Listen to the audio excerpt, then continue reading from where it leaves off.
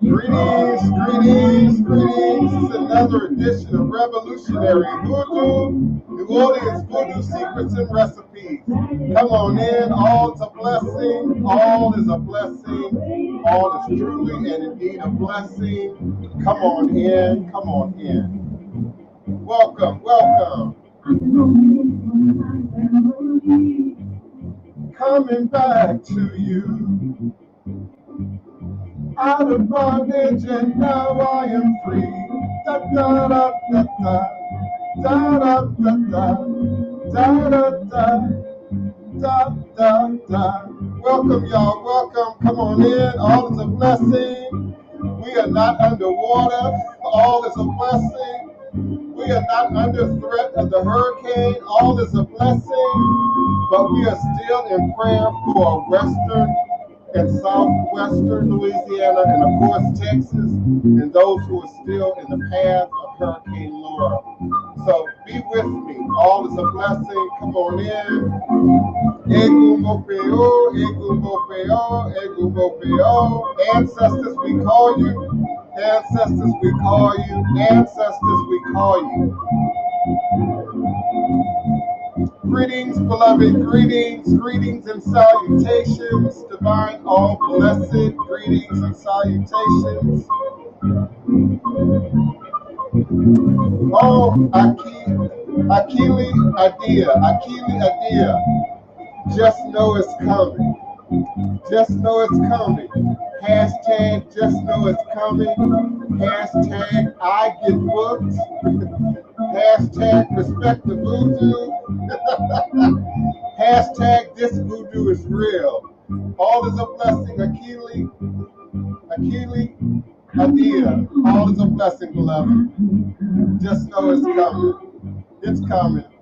It's coming. It's coming.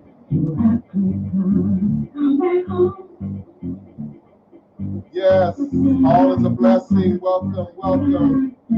Greetings and salutations. Welcome. Peace and love, joy and prosperity, serenity and tranquility. Eshualeguana Kosi Were. Awo uno uto ni iwo ara afambo osi. Obatala ni ita ni ibo. Onilio aban eshu. Eshu is the respected elder who flogs, confronts, and uncovers fools. The one versed in mysteries uses truth to own you. He causes scattered to feed poverty. Obatala shakes rascals to have sacrifice. The owner of warnings is the one who is Eshu, Abobu, Aboye, Abushishe, Ashe. May our Ebo reach your room. May our Ebo be accepted. May our Ebo allow we desire to come to pass. And so we say, Ashe. And before I move on, I'm going to give all thanks and credit and praises to our Akulana, Juju Power, and for providing the sacred ceremony of Ebo for both Hurricane Marcos and Hurricane Laura. As we know, New Orleans, for the most part, has been spared. But southern regions of Louisiana, southern regions of Texas are still in the threat and the danger of this now category 4 hurricane. So please light your candles, burn your incense, and send up your prayers. Understand that your incense sends your prayers up to Orun, up to heaven. Your candles is a constant representation of your affirmation, your prayer, your blessing, if you will, pour your libation to the earth, pour your libation to the ancestors, pour your libation to the Eguns and the Egunguns, as we all unite in spirit with those who are still in the path of this hurricane. This is historic. This storm is historic. How these hurricanes came to be in the last week or so is historic. And so we are standing guard, we are standing watch. We have people who have had to evacuate from Houston, who are from this audience, may very well be in this audience today. We have people who have had to evacuate from other parts of Texas and Lake Charles, Louisiana, and the southern regions, and who are now being hosted here in New Orleans. I'll post it on Instagram what the sky looks like. So we're getting clouds. We haven't really gotten much water here, not here in the city as of yet. But the pressure is pushing the water upriver, is pushing the water towards land. So there will be regions that are seeing flooding. And so we stand with them. In this present moment in time sprints, I, for one, in the House of Divine Prince, Type Potions, and Hoodoo Central LLC, we are about spirit. We are about the ancestors. We are about doing the work. And indeed, we are about the history, the legacy, the traditions, our sacred stories. Please do visit www.oursacredstories.com and support us for your tour plus experience here in the city of New Orleans. Divine all blessed, peace and love, joy, prosperity, in this moment, serenity and tranquility. You are sitting now live with the Divine Prince, Pan-African Spiritualist, practitioner, author, and advisor, Elagun Oloye Hoodoo Obeya Bokur. And yes, actor, performer, singer, musician, writer. I'm a jack of all trades. And indeed, I remember my grandmama used to say, because I do that voodoo your grandmama and your great-grandmama used to do. I do that voodoo that your great-granddaddy and your great-grandpappy used to do. My grandmother used to say, my mother's mother used to say, jack of all trade and master of none. And after you hear that a few times, between birth and 5 years old, and particularly with a mother that I'm blessed to have, a mother who's educated and erudite and spiritual and religious in her own demonstration, but pushed us to learn, encouraged us to expand. We couldn't say, Mom, how do you spell this? Mom's answer was, find a dictionary. We couldn't say, Mom, what does this mean? Mom's response was, we have 2 sets of encyclopedias, and so we learn to not only be creative and imaginative and productive, but to seek knowledge, seek empowerment, seek truth. So often, and particularly as a kid on the street at 14, 15, 16, 17, 18 years old, I've always been the stone that the builder refused. Always, always. And so when I talk about a shortcut, when I talk about the Orisha romance, not only am I talking about my own experience, but I am offering you the shortcut. I am the shortcut, so that you don't have to get it the hard way, so that you don't have to pay for it with your life the way I've had to pay for it with my life. Many of you couldn't survive my life. Many of you couldn't survive my background. Many of you could not come out of that without mental health, without drug and alcohol abuse, without sex abuse, without jail and imprisonment, without many of the other things, poverty and hardships that befall the statistic in America. I'm supposed to be a statistic. The black gay man in America with the African thing going on. I'm supposed supposed to be a statistic. I'm not supposed to be here. Beloved, 310. Just stop. You've been doing that all morning. Just stop, okay? Send me an email, and if you can't have someone close to you, send me an email, but please, just stop. I am supposed to be a statistic. I'm not supposed to be here. I'm not supposed to be alive. I'm not supposed to be vibrant. I'm not supposed to have a life. If it were up to you, some of you who are in this audience, some of you who will eventually observe this in archive, those of you who are in positions of power, strength, and control at all levels of our culture and society. We look at the government, we look at the president, we look at many other aspects of outward control. But we have controls right in our community. We have gatekeepers right in our community who don't necessarily work for our best interests, who don't necessarily work for the interests of the community, who are not interested in your children and your grandchildren and the next generation, and particularly in the way that I am. They're interested in the right now, the right here, the right in this moment in time.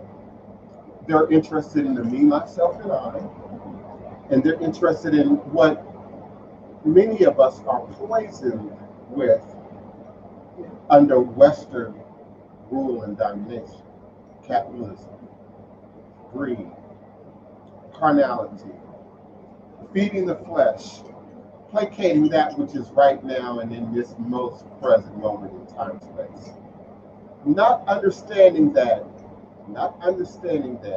as I come here each day, 2 hours, an hour, 2 hours, often 3 hours, sharing with you in all things spiritual, mystical, metaphysical, cosmic, evolutionary, revolutionary, healing, and holistic, from a Pan-African Hoodoo world spiritualist perspective, understanding that spiritual power lies in its efficacy. Its efficacy, its ability to produce lasting, reliable, tangible, calculatable, consistent results right here, right now, in this most present moment in time space. The way we would consider medicine in its most healthy context. We aren't looking for the spell. We aren't looking to keep taking the pill, taking the aspirin, taking the this, taking the that, to cover over something that might be an issue, that might be a problem. And in a community that I come out of, the Black community, we don't often have access to medical care or good medical care. And we have anxiety about it, fear about it, and righteously so. Have you heard of Tuskegee? Have you heard of the experiments that have been performed on us by way of the government, the medical industry, the pharmaceutical industry, etc.? So we have reason to be paranoid. But that then leaks into other arenas of how we view health, how we view wellness, how we view prosperity, how we look at our money, what we value, what's of importance to us. And one of the most important things and most valuable things we have is time. Is time. And time has a shelf life. Time continues to move forward, whether you're ready or not, whether you're on your journey or not, whether you got it all worked out or not, whether you are mastered or not. Time keeps moving forward. So each moment that we don't feed spirit, each moment that we don't feed the ancestors, each moment that we don't feed ourselves and nurture ourselves for the better good, for the next moment in time space might be a waste if we don't value the lesson. And indeed, in all things, there is a lesson. A lesson in all things. That's why I say all is a blessing. All is a blessing. And again, I would like to reiterate, I am truly honored and grateful for each and every one of you who takes the time out of the middle of your day, wherever you are in the world, to be present here with me at high noon U.S. Central Standard Time for Revolutionary Hoodoo, New Orleans Voodoo, Secrets and Recipes, here with me, the Divine Prince. I am indeed truly grateful for each and every one of you. I'm even more grateful for my mother, who's often here, for my sister Wapani, who's often here, for each and every one of you who have continued to support this platform for the last 12 years that I've been online doing this.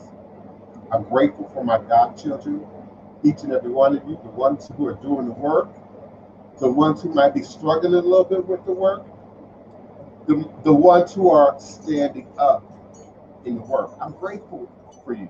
I'm grateful. I'm grateful when I get good news. I'm grateful when I get good feedback. I'm grateful when people check in and say, listen, things are great. Things are still doing great. I hope you're doing well. I'm grateful for that. But that's not why I'm here. That's not why I do this. I don't necessarily need the accolades or the applause or even the acknowledgement. I'm here to fulfill a purpose by the ancestors, fostered by the ancestors, written by the ancestors, motivated by the ancestors. And those who endure the work, who endure my personality, who endure my shortcomings, can attest to my consistency. I'm consistent in all things, even my weaknesses. I'm consistent. And those who are paying attention, and there are many of you who pay attention, you don't say a whole lot, you don't pop in on screen, you don't necessarily call, but some of you have been watching me for years. Some of you have been looking at me for decades. You can attest to my consistency. Even when I fall off the rails every now and then, I'm consistent about it. You might say Labor Day, Virgo, 66, 11, 33, that level of consistent. That stereotypical Virgo level of consistent. So I have my highs and I have my lows, I have my ups and I have my downs. I am indeed Divine Prince, and I'm also human. And I am the very makings of humanity. I'm the makings of this community. And the people around me, and the people who I operate with, and the people who I don't operate with, and the people who love me, and the people who don't love me. I am the very manifestation of your energy. And my job is to feel that which the ancestors would have me to do. That is the revolutionary revival of voodoo. To return it to its rightful, sacred place. To pull it away from witchcraft and buffoonery. To pull it away from overt bastardization, capitalization, utilization for monetary and personal gain. Do your thing. I'm not in battle with tourism. Never have been. I've said that many times on tape on this show. I'm not in battle with business people. I'm not in battle with people with a plan. I'm not in battle with anyone. With anyone. What I am in battle with is the continued white supremacist, racist, colonial, slavery time attitude and mentality about what voodoo with 4 O's is. Do your homework. Do your homework, beloved. Do your homework. And I'm being very specific right now. That person knows who they are. Do your homework. You haven't even looked at Wikipedia for whatever you value Wikipedia for, but at least Wikipedia has a better understanding about what Louisiana Voodoo is than you do, about what Mississippi Delta Voodoo is. Understand, understand, slaves were brought to this part of the world as early as the late 1600s, maybe 1690 to 1700. They were being brought here. And so we know how corrupt and evil and wicked and illegal and all and immoral slavery was. So we might say 1680 they may have been bringing in here. But we know 1690, 1700 from the white, Vight, white of Benin, they were bringing enslaved Africans here to Louisiana. So Louisiana Voodoo Louisians, also known as New Orleans Voodoo, describes a set of spiritual beliefs and practices developed from the traditions of the African diaspora in Louisiana. And we say diaspora because we've had Europe from the beginning. We've had some Akan from the beginning. We've had Airway, we've had Fawn, we've had Bach from the beginning. And so, as I have said many times before, you can count in any West African language, you can count in English, you can count in Spanish. Yes, we're forced to now adapt a new language, a new way of being, but you can still count. You just now have to do it in their language when it's out here.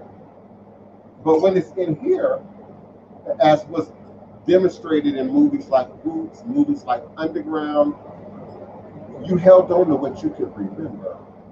You held on to what your mama and papa passed down to you that was good. And sometimes that turned into a limerick. Sometimes that turned into a song. Sometimes that turned into phraseologies that we still use today and have become disconnected from their origins, from their meanings, from their original purpose. The signifying monkey. How many of you are familiar with the signifying monkey? Something my mama used to talk about, my grandmama used to talk about. And again, they connect us back to our roots. They connect us back to lineage. They connect us back to tradition. And so where that is remembered, it has been embraced. But even where it has not been remembered, we embrace it in the symbolic, ritual, ceremonial, musical ways that hold up our traditions, that hold up our sacred stories.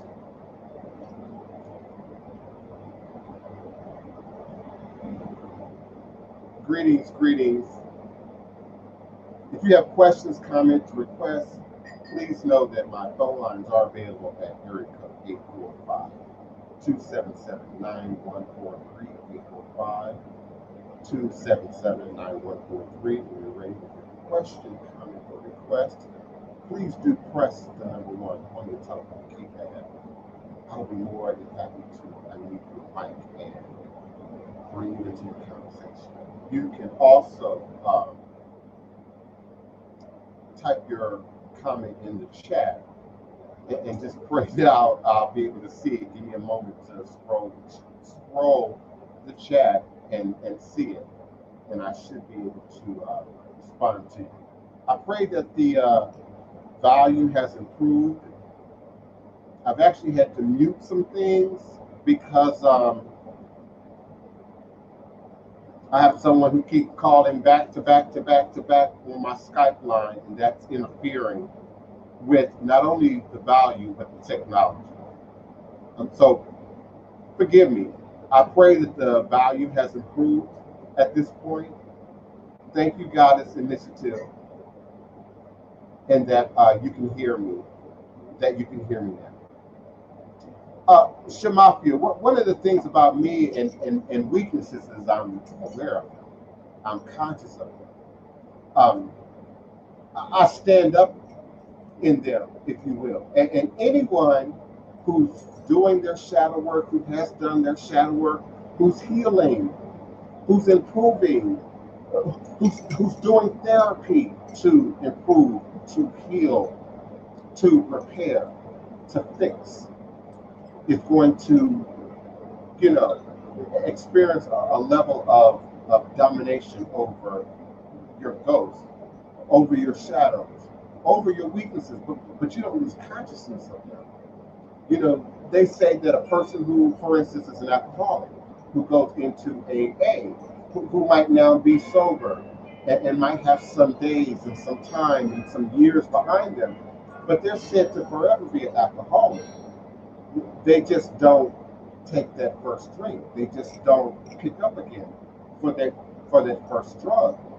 In the case of NA, well, your shadow work is very similar to that. You don't forget that you were abused. You don't forget that you went through hell. You don't forget, that you were drugged down the road. But you grow and you expand, and it reaches a level where it becomes a part of your superpower. Indeed, it is my superpower. There are levels of hell that I've endured that there's nothing no hater can do to me. There's nothing no negative intention can mark me with, can harm me with. Your energy ain't strong enough. You're not that great. And I've now soldered, repaired, mended, if you will, the cracks and the openings in my own energy shield, in my own energy vortex by doing the work. And that transcends religion. Whether you Christian, Muslim, Voodoo practitioner, Eva practitioner, a Khan practitioner, that transcends religion. That's about growth of the spirit. That's about evolution of the spirit. And we see that demonstrated in nature. Without nature, there's no Voodoo. Without nature, there's no Ifa. And so we see that demonstrated in nature, and things grow, things develop, things expand, things improve, things find a new way to defend itself, to protect itself from invasion, from harm, from other species, from other like species that might want to do any particular organism or human harm in the scope of our reality. And so I call that weather. There are things that are going to happen that are going to happen to all of us, that are going to stand up, in all of our journeys that we have to confront, that we have to fight, that we have to overcome, that we hopefully learn from and take that blessing, that treasure, on to the next crossroad. So I'll forever stand up in truth. If I haven't said it before, I know I have. But if I haven't said it before, this is not a popularity contest. This is not a popularity. If this was a popularity contest, I would buy followers like you do. I would be naked. I would have dancing naked girls. I'd have dancing naked men.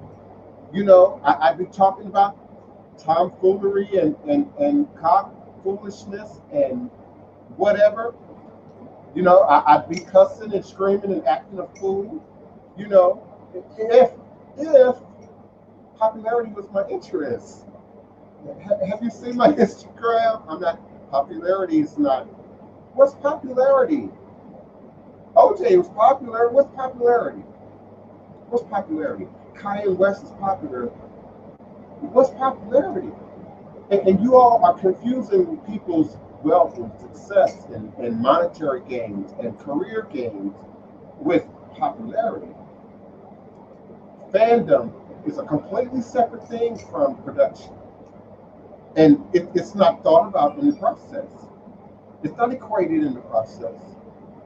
There are TV shows that still on air that many of y'all don't like. There's songs that's still on the radio that many of you all do not like.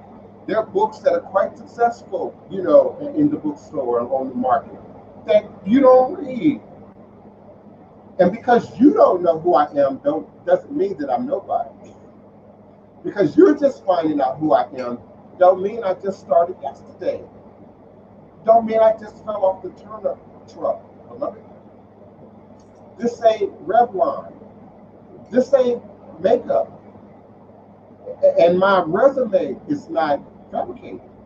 My resume stands for itself. My longevity in tradition stands for itself. The interest in my truth stands for itself. From a level higher than popularity, from an academic level, from an archaeological perspective, from a historic perspective, from a documentation perspective, from a truth perspective. Popularity is not considered it. Popularity is not part of that. So I'm grateful. I'm grateful for my support. I'm grateful for those who love me, who like me, who appreciate me. I'm grateful for my haters. Listen, that's not a tagline. I am grateful for my haters. Understand, my first hater was my dad. My first hater was my dad. Who are you? Who are you? My first hater was my dad. And I've overcome. I stand in my truth. I stand in my identity. I stand in my demonstration. Who are you? My dad was my first hater. He tried to kill me more than once. Threw me out to the street more than once. Invited death upon me more than once. Who are you? Who are you? What are you? What army is behind you? What power do you have? Who are you? Battle me with truth. Battle me with the archaeological, historic, academic, religious, spiritual truth. Challenge me there. Challenge me there. I'm not going to mince words. I'm not going to throw stones, though I can. New Orleans is a very small town. Nothing goes unsaid. Nothing goes uncovered in the city of New Orleans. Understand that. Understand that. Good or bad. Good or bad. Some of the worst things about me are well known. Some of the best things about me are well known. And I stand in my truth here with you each and every day, globally, internationally, with my mama watching. I stand in my truth with you every day, every day. So I'm not interested in the rumors. I'm not interested in cartoons. I'm not interested in feelings and emotions and mudslinging. It's not what I do. And if Black Hawk Voodoo chooses to, if some of my team chooses to, that's because they choose to. And they have a right to speak their piece. But I am not moved. Not moved. Too much work to be done. Too much work being done. There's too much going on right now in the world. We got a political campaign to be concerned about. We got a presidential thing to be concerned about. We got weather events and calamities to be concerned about. We got family dysfunction and domestic violence to be concerned about. We got mental health to be concerned about. Mental health. Mental health. And so when I am exposed to the post, when I am exposed to the demonstration, when I hear the conversation, I look beyond the words. I look at that demonstration. I look at that energy. I look at that motivation. And I stand in my truth. And I keep it moving. I keep it moving. I am grateful. Can you all hear me better? I hear you crystalline with. Stand in your truth. Stand in your strength. Stand in your courage. Popularity can be dangerous if listen, I think I posted a meme a little while ago. I'm not sure if it was Instagram or if it was Facebook. But popularity is not fame, it's not greatness. Popularity is not an indication of quality. Come on now. What was that cartoon, that adult cartoon that used to be on MTV, Beavis and Butthead? Popularity ain't about quality. And so I avoid popularity because it does indeed have many pitfalls. But I avoid popularity because the danger that you speak of in popularity is when you then feed what's popular, what's trendy, what your fans want. And sometimes that's beyond your purpose. Sometimes that's beyond your destiny. Sometimes it's beyond your sense of morals and integrity. Have you heard of Tamar Braxton? Have you even heard the name Tamar Braxton? And Tamar, I pray for her. I'm in spirit for her. I'm in ritual for her because she says, I was put in a position to be something other than who I am. I was put in a position to be something that the media wanted or the popular culture wanted, an interesting caricature of myself. This is, quoting Tamar Braxton loosely. So popularity is not something to necessarily strive for. Popularity is something that you just get. Good or bad, you can do bad things and gain a level of popularity. You can do good things and gain a level of popularity in the pop cultural world. And particularly in this social media space where people are driven by entertainment, people are driven by their feelings. Sometimes people just don't have nothing better to do. So let me scan Instagram, let me scan Twitter, let me scan, YouTube. Me and someone most recently were talking about that as it relates to real media in the news. And of course, politics comes into that, how the president's thing is being handled. And I am old enough to remember a time when we thought we had, quote unquote, real news, even though it was from the perspective of the oppressors. But we had what we thought was real news over here and entertainment over here. And I can remember when, was it CNN that was the first 24-hour news network on cable television? And I can remember when that first kicked in, and that was the beginning of sort of this competition between truth and fiction, between reality and entertainment.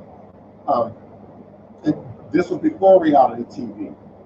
But then once the internet came in, and of course reality TV came in, now you have real quote unquote media, news, television, radio, CNN, MSNBC, ABC, NBC, whoever, now competing with entertainment because of that dynamic of the internet and indeed social media. So it's not just is the content good, it's the quality of the product good, but what does it look like? How entertaining is it? What level of my carnal framework does it feed? Monique Lorena, greetings, beloved. And yeah, I did. I did it just for you. And if you were listening, because now I'm glad that you've come and you've been an adult and your face and your name is on the screen. I said it. I said, I'm saying this for one person specifically. I was talking about you, Monique Lorena. I was talking about you because you seem to think ain't no Louisiana Voodoo. You seem to think ain't no New Orleans Voodoo. Now, before I proceed, I want you to pay attention to my demonstration now. This is all on camera. This is all being archived. I'm not acting like you. I'm not coming with the spirit you came with. I'm not demonstrating the energy you demonstrate. Though I could. I'm a kid from the street, baby, from 14 years old. Before you was born, I came up from the bricks. Okay, that's how I came into this tradition.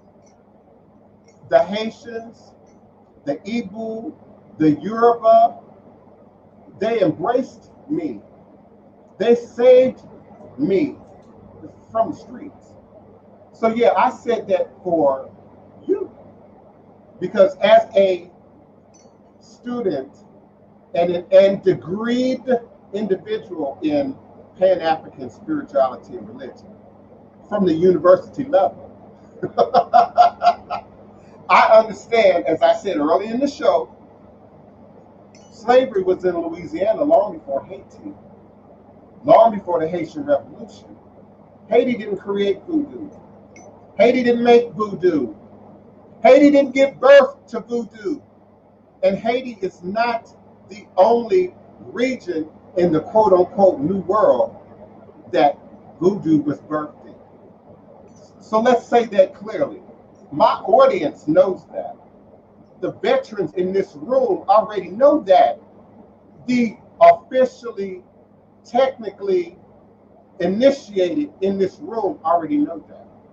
Already know that. So yeah, that was for you specifically. And I appreciate the confirmation. Anybody who considers themselves a psychic, a reader, spiritualist, love confirmation. Love confirmation. To call you and have you show up, that was confirmation of what we already know. You are not even old enough to debate me.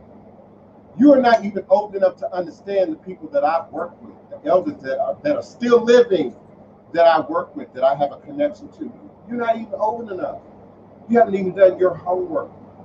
Not just on me, but on voodoo. You haven't done your homework. So yeah, I introduced you to Wikipedia, because you have a Wikipedia demonstration about what you think voodoo is. Yeah. So I did. I read the definition word for word from the Wikipedia for you. For you. Now, this audience will let you know that I share books. I share links almost every day in this show that are not Wikipedia. That are not Wikipedia. My godchildren in this room can tell you that I share books and literature and information in not just English, but in Ewe, Fon, Akan, Portuguese, Spanish, French, Creole, and ain't none of that got anything to do with people. I said that for your benefit. I said that to you. And so how, you're a child to me. And I'm not about to, on camera or in private, I'm not about to berate a child. I'm not about to do what you do. I'm not about to call you out your name. I'm not about to make up any lies about you.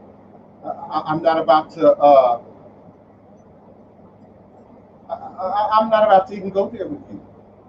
But I respectfully responded to your question. Yeah, I read verbatim from the Wikipedia for you specifically.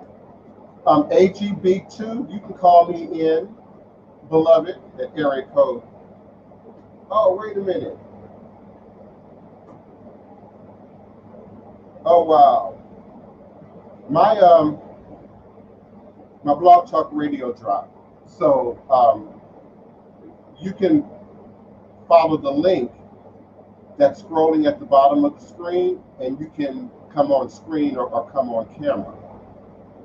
My phone lines right now is not. My phone line now is not working. Yeah, I know you did, and that's not real, Monique Lorena. That's not real. That's not true. You are following. Listen to me, because I'm being respectful here. This is about understanding. Listen to me, because this might be the only time that I have to speak to you, because you didn't ring my bell. You didn't call me on the phone. You went into Facebook and social media, which is what teenagers do and try to start a social media thing. It's also an old school hip hop thing from like the 1980s, where you start a beef with somebody who's already established to try to give yourself some exposure. So I get that. So I'm not going there. I'm speaking to you right now with love and understanding. You said there is no such thing as New Orleans voodoo. That's not real. That's not true. You're understudied. You're misinformed. You're underread. You have not spent enough time in the archive, in the library, at the university level to make a statement like that. The second thing about your statement is you spell voodoo like we in Haiti. This not Haiti. This not Haiti. So your you is only useful for Haitians, people who speak French, people who speak Creole. Now, when we go back to Louisiana Creole, Spanish Creole, French Creole. So some of y'all don't understand that there are two lanes for Creole. We got Spanish Creole, like Juan Lafonta, and then we have French Creole. Okay, they had slaves. They had Africans. Did they lose their memory? Were they somehow brainwashed? And another point, Monique, Lorena, that you need to clearly understand is Congo Square. You ain't done enough homework on Congo Square. The enslaved African in Haiti, in Cuba, in Brazil, listen to me, because I'm teaching right now, were given the opportunity to continue to practice their traditions as long as they converted to Catholicism. That's on the books. That's on the records. That's a hard truth, okay? The second hard truth is that wasn't allowed up here. That wasn't allowed in Alabama, Mississippi, South Carolina, Virginia. Your black butt would have been hung, lynched, mutilated for drumming, for gathering, for trying to read, for teaching other people to read, for trying to be a Christian, for even trying to come to church. Okay, we're talking about 1720, 1700, okay? The only place where we were allowed to gather and drum and dance bambula, kalinda, Congo was Congo Square, Monique, Lorena. Congo Square. That is a part of the value of what Congo Square is. And so the reason we were allowed to do so is because slaves weren't fed on Sunday. You don't work on Sunday, so they didn't feed your black behind. So they allowed us to gather in Congo Square and drum kalinda, drum bambula, drum Congo. And if we can remember to count in Ewe, in Fan, in Yoruba, in Akan, we only now happen to learn to count in Spanish, French, Creole, and English. But we can count. We remembered our rhythms, and if you can remember your rhythms, you can remember your gods. If you can remember your beats, you can remember your rituals and your ceremony. And so the birth of voodoo in America, north of the southern border, is in Congo Square. It's in Congo Square. And so we've had Yoruba, we've had Ewe, we've had Fan from the very beginning, before the Haitian Revolution, before. Now, the Haitian Revolution had the effect of creating a greater degree of fear among the Creoles who owned slaves, the white people who owned slaves. Now the fear is revolution. That Haitian voodoo led to revolution in the New World. And so the fear of us was revolution. Mental, physical, literal, figurative revolution. That's where the white supremacy comes in. That's where the racism of what you are saying comes in. Because you are demonstrating, as they do, that Black Americans ain't got no gods. Black Americans ain't got no religion. Black Americans somehow lost their connection to lineage. And African Americans bought into that for quite some time. Give me a moment, AGB. Bought into that for quite some time. But we know better today. And so I'm not in conflict with the youth. When I'm speaking Creole, I use you. I'm not in conflict with the youth. But if you're talking about Africans born in America, born in the Middle Passage, born out of Louisiana, Mississippi, we had New Orleans Voodoo. And that New Orleans Voodoo became corrupted. Much of what you see today commercialized, introduced into tourism, and then people started coming here and they wanted the rabbit's foot. They wanted the Lucky Charm. They wanted to win the lotto. That's when the hoodoo came into the equation. And any legitimate practitioner understands what I'm getting ready to say. Your clients will try and force you to do certain work, will try and force you to accept certain requests if you allow it. I don't. I just got a request right now on Instagram. He wanted luck for something. I don't even respond to that. I don't respond to that foolishness. And any of my godchildren, Monique, you've never got a reading from me. You don't know what I do in my house. You don't know how we operate. But they will tell you, Prince don't have time for no foolishness. I'm too busy teaching Edwin. I'm too busy teaching Akan. I'm too busy teaching Yoruba, which is at the base of what universal voodoo is. You ask a West African, it's all voodoo.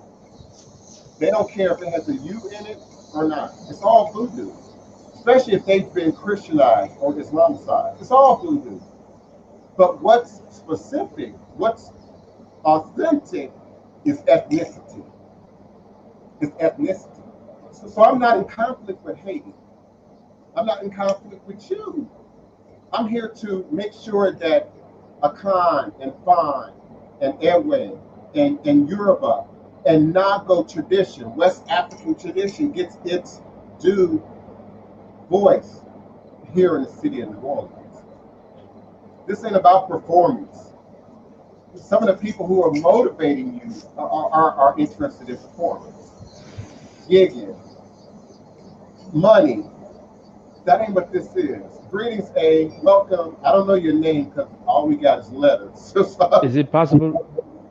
Oh, can they hear me now? Yeah, we can hear you. Okay. I was just making sure. Now I can't talk all outright and so forth because of folk I'm around, but a good suggestion for some videos to make in the future to talk about. Talk about the similarity between like over here in the U.S. how we've got road opening, road opening routes and so forth like that, and then the similarity between that and things like Agbohu over in Mahi Abome and all them places like that. Also talk about the similarity between how do I say um like talk about how talk about the similarity talk about how like let's say for instance in Haiti they have metal sign. Let's talk about the similarity of metal sign and the people who are in your lineage who are root workers. How if they fall down the lineage, the child who they fall back into, if the child is not aware of what's going on, they could potentially influence the child to be like to be a drug dealer, drug user, and things like that. Also, talk about in the future. It would be good to talk about the nature of. It would be good to talk about the nature of people who are in the lineage who may have been drug dealers or like real narcissistic kind of people, how they can come back, or even if they're not in your lineage, if they're in the neighborhood dead or something like that, you can go around them and and you take them back in your house, they can start causing you sickness and all kind of things, headaches and things like that. You understand what I said to you? Yeah, I have absolutely, and you Okay. are you hitting on many points already. I appreciate your contributions. I also appreciate you helping to sort of support the West African connection to what's happening here in the U.S. And Okay. it's always been a connection. I'm not an African though. I'm an American black. I'm actually from well, I'm from Maryland, but via my grandfather's line, I'm Geechee man from my grandfather's line. Okay, So I'm yes. not African. Oh, okay. I grew up in Maryland. Okay, Monique okay, Morena. I was born in Illinois. I grew up in Maryland. I've been in Louisiana for over 25 years. Um, okay, so that's my sort of my physical journey. But in the course of okay. that, I've been exposed to many of the things that you just elaborated on. Geechee culture, for instance, and how very specific uh, Ga, Akan, a few other very Angola-based ethnic groups that show up in the African American demonstration of spirituality and religion, and particularly in the Geechee region of the East Coast. It's Hmm. also been demonstrated at the archaeological levels. And right now, I don't have the reference, but I will find it at some point. The Yeah. school, the university that did a dig on old slave encampments, old plantations in South Carolina, North Carolina, and I believe Georgia along the coast. And they found piles of white objects, white Hmm. rocks that were grouped together ritualistically in a very specific location of every house, of every compound that they looked at. And they were able to deduce the demonstration of the present manifestation of those West African traditions here in the U.S. So Hmm. indeed, there are very specific. I call it all just for clarity, because my new listeners may not have heard me say this before. My veteran listeners have heard me say this for over 12 years. It's all voodoo. When Yes, I yes, yes. say voodoo, I'm speaking very generally. I'm not being ethnic group specific. So it's Right, all. and that's mhm. Come on in. You're welcome. Come on in. Okay, right. Yeah, that's what I was about. That's what I was what I was saying too. This is why I was asking you. This is why I decided to call to try and ask you to elaborate on some things because I've honestly felt that I've noticed that in modern times, um, most of us younger people. I'm a younger man. I'm 19. So when I see these other younger people around me, there's a lot of this idolatry and so forth going on. And even if you want to take it to an African level, if you think about hoodoo in its base sense, or voodoo even in itself, it's not talking about all these little this little fancification. That's all external stuff for them. I don't know how this might sound, but for the idolaters, if you're real deal, you know what's going on in what you're doing is what it is. I don't want to elaborate too much because of the folk I'm around, but you understand what I say, right? I do, Okay, okay. absolutely. I call that I call that the Orisha romance. I call that this sort of present day obsession with witchcraft Mm, and history. And there mm, are segments of the younger generation, and I'm glad you brought up age. I didn't, but you did. There is a segment of the younger generation that's intrigued by magic and witchcraft and Harry Potter and charm. And they grew up on seeing that, whether it was in TV or in music or in other demonstrations. They grew up seeing that, and that has now made its way into ATR and the discussion of traditional African based religious systems. It's something that we have to sort of combat and re educate every single day here on the show. We have to, at some point, talk about witchcraft. We have to, at some point, talk about the separation of indigenous practice and tradition from some of this more ego-based demonstration. And, mhm. and before I continue, let me say, Monique, I wouldn't even give you the platform. You're not old enough. You're not experienced. I'm not about to debate you. I just gave you an opportunity. You could have came on screen like everybody else and spoke your piece. All you're trying to do, as the elders in the room are trying to get you to understand, you're just trying to make a scene. So let's say you're right. Who cares? Who cares? These people don't care. You care.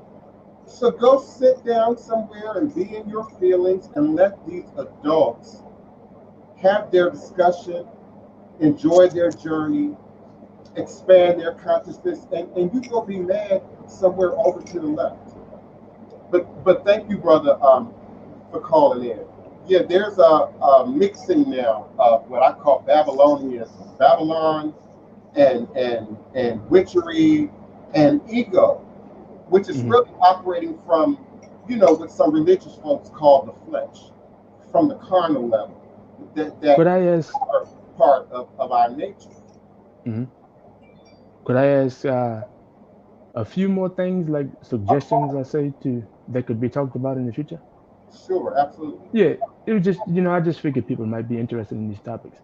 Some other things that might be quite interesting is if you make some videos in the future elaborating on how the ferrymen, like the men that are boatmen of your lineage, play a bit of a liminal role, and how they have the, when you work with them, they have the capacity, because like what I don't think a lot of people understand is that when you do hag work, right, when you do goofer work, it's different depending on the hag that you use, and the way it turns out is different depending on the hag that you use. So if you could do that about the boatmen having this liminal type of role, having a liminal role in your lineage, and if you could also do a video on how the men that were planters, the people that are planters of your lineage, have a how they affect your economic state in your life, the connection that they have to your economic state.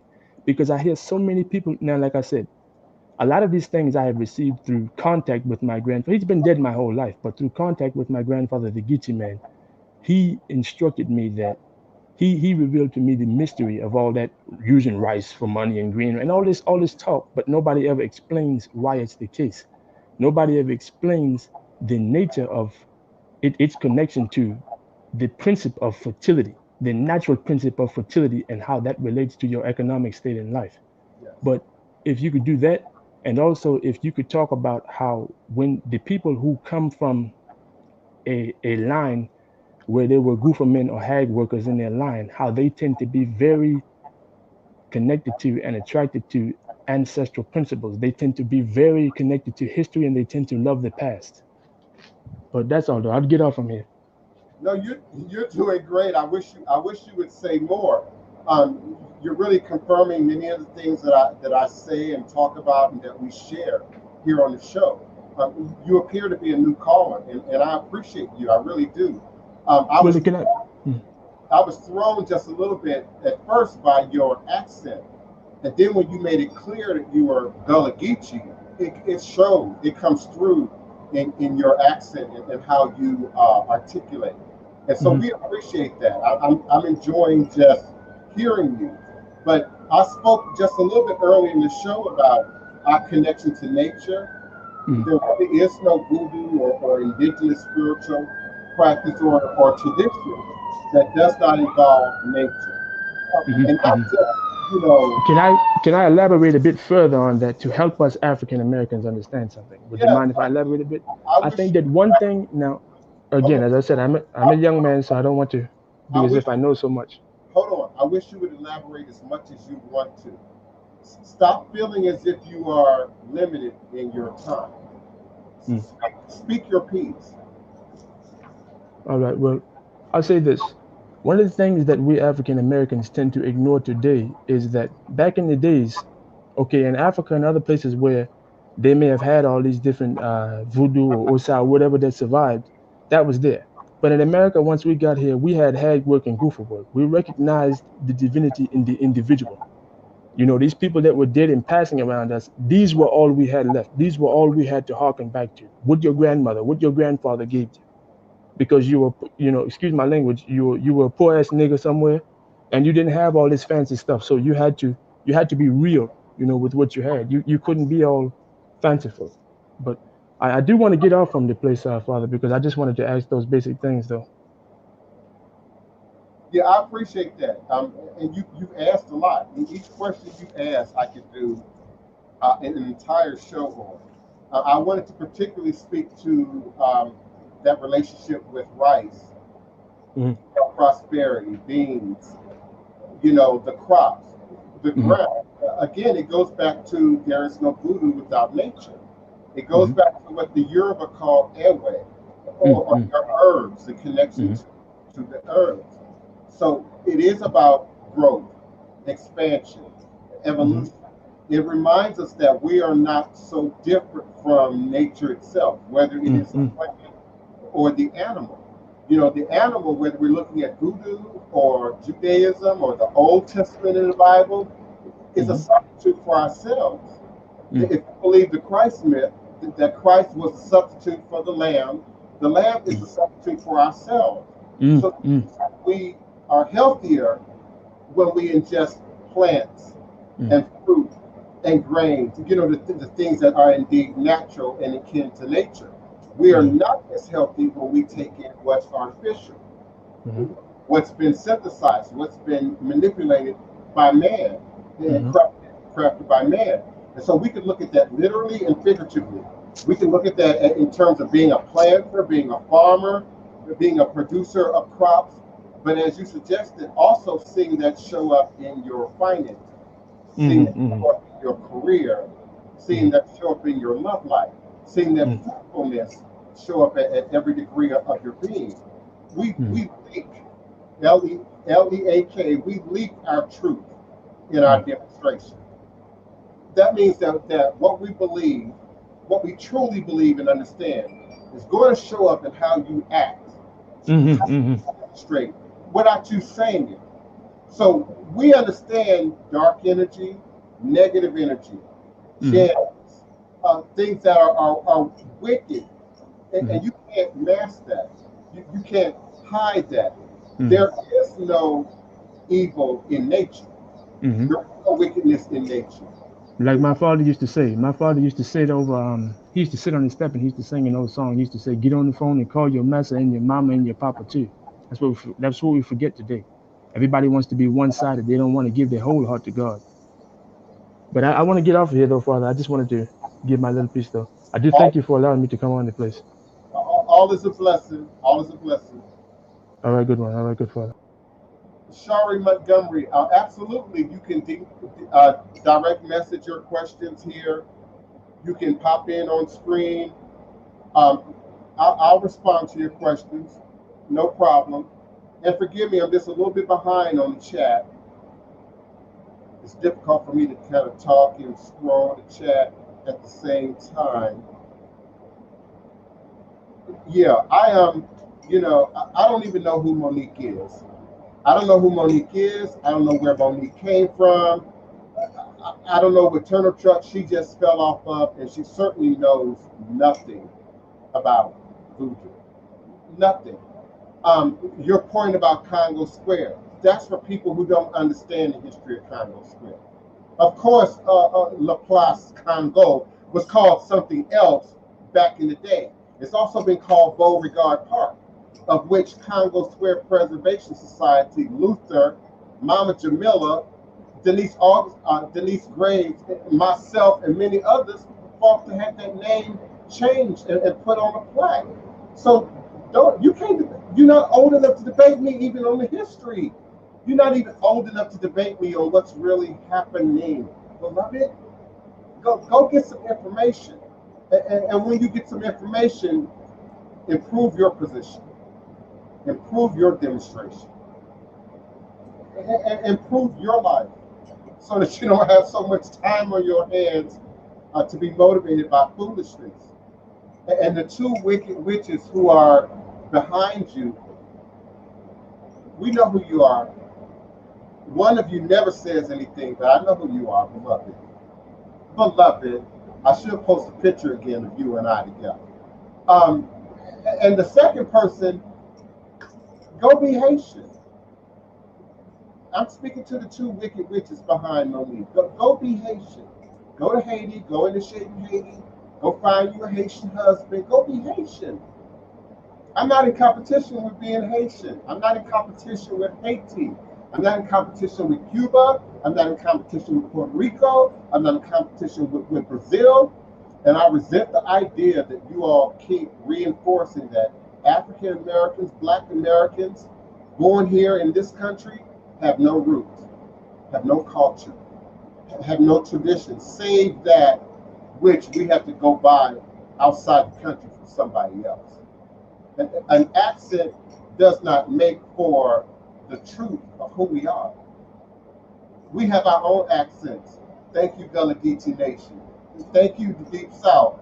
Thank you, New York City. We got our own accents. We got our own culture. We have our own history, Monique, Lorena, right here in the city of New Orleans. Right here. And who am I in New Orleans? My great grandfather was a Confederate soldier who fought and died for the city of New Orleans. It's a documented fact. It's on record. So, yeah, that's my connection to New Orleans. And many people migrated north. It's called the Great Migration. Do your homework. Many people migrated north from Louisiana and Mississippi to Chicago, where many of my family went, to Detroit, where some of my family went, to Ohio, to where some of my family went. And yes, indeed, to the Maryland, D.C., Virginia, to the DMV, to the northernmost parts of the Gullah Geechee Nation. I've been here physically in New Orleans for 25 years. So there's no great revelation there. Being born in Chicago doesn't devalue my platform, doesn't devalue my journey, doesn't devalue what I do here. Being educated in the state of Maryland and in the state of Illinois doesn't devalue what I do here. Serving time in the military in the state of Oklahoma doesn't devalue who I am or what I do here. And if you ask anyone older than yourself, what were you doing 10 years ago? What were you doing 20 years ago, Monique Moreno? What were you doing in 1984, Monique Moreno? I was doing voodoo, and it's on record. It's on record.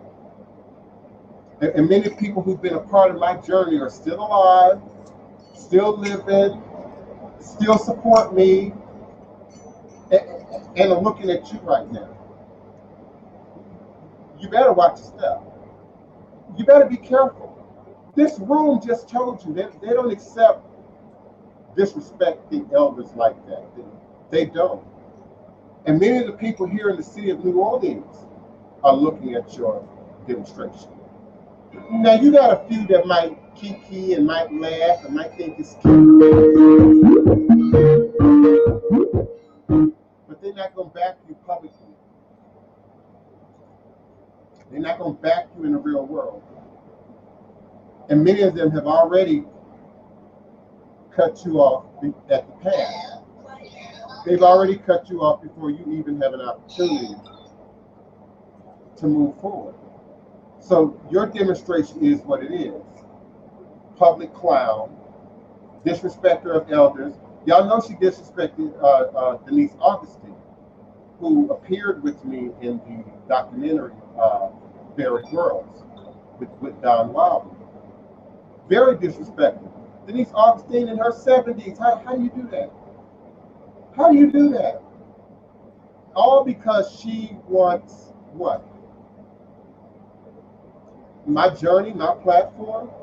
Oh, girl, I said yesterday, if you didn't hear, you can have it. You can have it. You can have it. Because I know you can't carry it. You can't carry it. You don't have the foundation. You don't have the scaffolding. You don't have the history. You don't have the experience. You don't have the people. You can't carry it. So I don't know what you're trying to do. I don't know the goal. I don't know the purpose. Some people think it's entertaining, but that's about it. That's about it. Hashtag, just know it's coming. So hold your breath. Don't use it all up right now, Monique, because you're gonna have more to be mad about. I got several documentaries already in the can, and they're coming. And they're not just New Orleans Voodoo, Louisiana Voodoo, but they also include Haiti. And I think you're most upset about that. The Don Wildman video did a great job of putting to rest sort of the New Orleans Haitian beef. Only the ignorant operate in some sort of idea that there's a beef between New Orleans voodoo and Haitian voodoo. Do Haiti, do you, be Haitian, but understand that that's not New Orleans voodoo. And New Orleans voodoo has a place, has a rightful place. There would be no other forms of voodoo. There would be no Mississippi Delta voodoo. There would be no hoodoo. There would be no root work. There would be no conjure if there were not for Congo Square and New Orleans voodoo. I'll say that until my dying day. I'll say that until my last show. I'll say that again in my upcoming book. I will say that again in my upcoming CD, my upcoming album. Thank you, Shamafia, but you've been with me for a minute. Thank you to Goddess Initiative. You've been with me for a minute. I know you all understand this. I know you all have done your own research. Voodoo occultism, I pray you're safe, beloved. I hope all is well with you and yours. Thank you, Danielle Jackson. Greetings. Thank you so much, Neophyte Bokur. Many of you are 35, 45, 55, 65. I even have godchildren that are in their 70s. I even have a client that's 86 years old. So we're well grained in our understanding of what voodoo is and how voodoo manifests in the diaspora, in the trans-African diaspora. I hear you, Shari Montgomery. Now, Shari, maybe you might want to email me. Email me at Divine Prince at houseofthedivineprince.com. And maybe that might work better for you. Send me your questions there. If you would give me a moment, audience, I want to pop in the link on the screen one more time because my Blog Talk Radio went out on me, so I can't take phone calls. But you can type your questions as Shari Montgomery has done in the chat, or you can follow the link that I just re-entered into the chat, and you can join the conversation, whether it be audibly, by voice, or by video. I appreciate your questions, your comments, your requests, even yours, Monique, until you get disrespectful and ignorant. Now, nobody's going to accept disrespect and ignorant, and I'm certainly not about to the hip-hop beat. You're not about to have a platform here. Create your own platform. Create your own show. Create your own podcast. You can talk about me all day and all night if you want. It's good for publicity. It's good for marketing. I've gotten several calls and clients and inquiries because of Monique Lorraine. Many people have seen your posts and have done their homework. Many people have seen your posts and have talked to the Better Business Bureau, have talked to the IRS, have talked to the Universal Ministry, of which I'm a part of, have talked to my mama, have done their homework. So I appreciate the haters. I appreciate the Monique Lorenas. I've gotten quite a bit of traffic because of Monique Lorena. So, girl, do what you do. Just, if you're going to be disrespectful, do it over there. Do it over there. Chandra C. I'm tired of that too. It's programming, social conditioning, and colonization. And I'm going to add white supremacy. Black Americans indeed have spiritual traditions and spiritual power. And I'm going to add to your comment, which don't require outside intervention, which don't require our cousins, to the left, to the right, on this island or that island. Each island, each place, each location had to rebirth what their ancestors gave them, where they are. So Candable is in Brazil, and Maria Leonza is in Venezuela, and Samse is in Puerto Rico, and Lukomi is in Cuba, and Voodoo with a U is in Haiti, and Voodoo with 4 O's is in New Orleans, Louisiana. Still is, always has been. It's on record. People have written songs about it. People have feared it. It's legendary. It's historic. People have cartoonized it. People have made it out for entertainment. People have written books about it. People have fabricated it. People have lied about it. But it don't make the presence of New Orleans voodoo any less real, beloved. Respect the voodoo. The voodoo is real. Respect the voodoo. I don't have the wiring you have. I can't stoop that low. But I got a record. I got a track record. You better ask somebody. You better ask somebody. Go visit Black Star Cafe on the West Bank. Ask them who I am. Do your research. Do your homework. Do your homework. And some of the women you've offended, like Denise Augustine, girl, you have no idea where you are. You don't understand even the dynamics of being Black in New Orleans, of being Creole in New Orleans, of being a transplant in New Orleans. And I am a successful transplant in the city of New Orleans. You can't dilute that. You can't take that from me. I still got the scars of beating and sequencing for 8 years. You can't take that from me. You can't block my shine. You can't block voodoo. You can't block the ancestors. You aren't first to try. You inevitably won't be the last. And like many, you go back to where you came from. You go back to doing you. And every minute that you're spending right now attempting to improperly do me is a waste of your time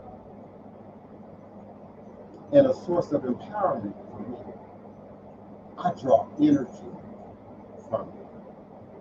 I draw energy from you. I draw energy from the haters. And beloved caller, Galagichi, that's it. That's it. We draw energy from nature. So it's not just the symbolic representation of the Black Eyed Peas. It's not just a symbolic representation of the implements that are being utilized in any given ceremony. That's that lower thinking. Well, I have all these pieces, these parts, these formulas, these recipes that you all are gathering from books and from, okay, but you don't have the principle. You're lacking the foundation. You're lacking the meaning. You're lacking the power. And every minute that you're exercising your power in negative, in darkness, in wickedness, because Monique Lorena, you wicked.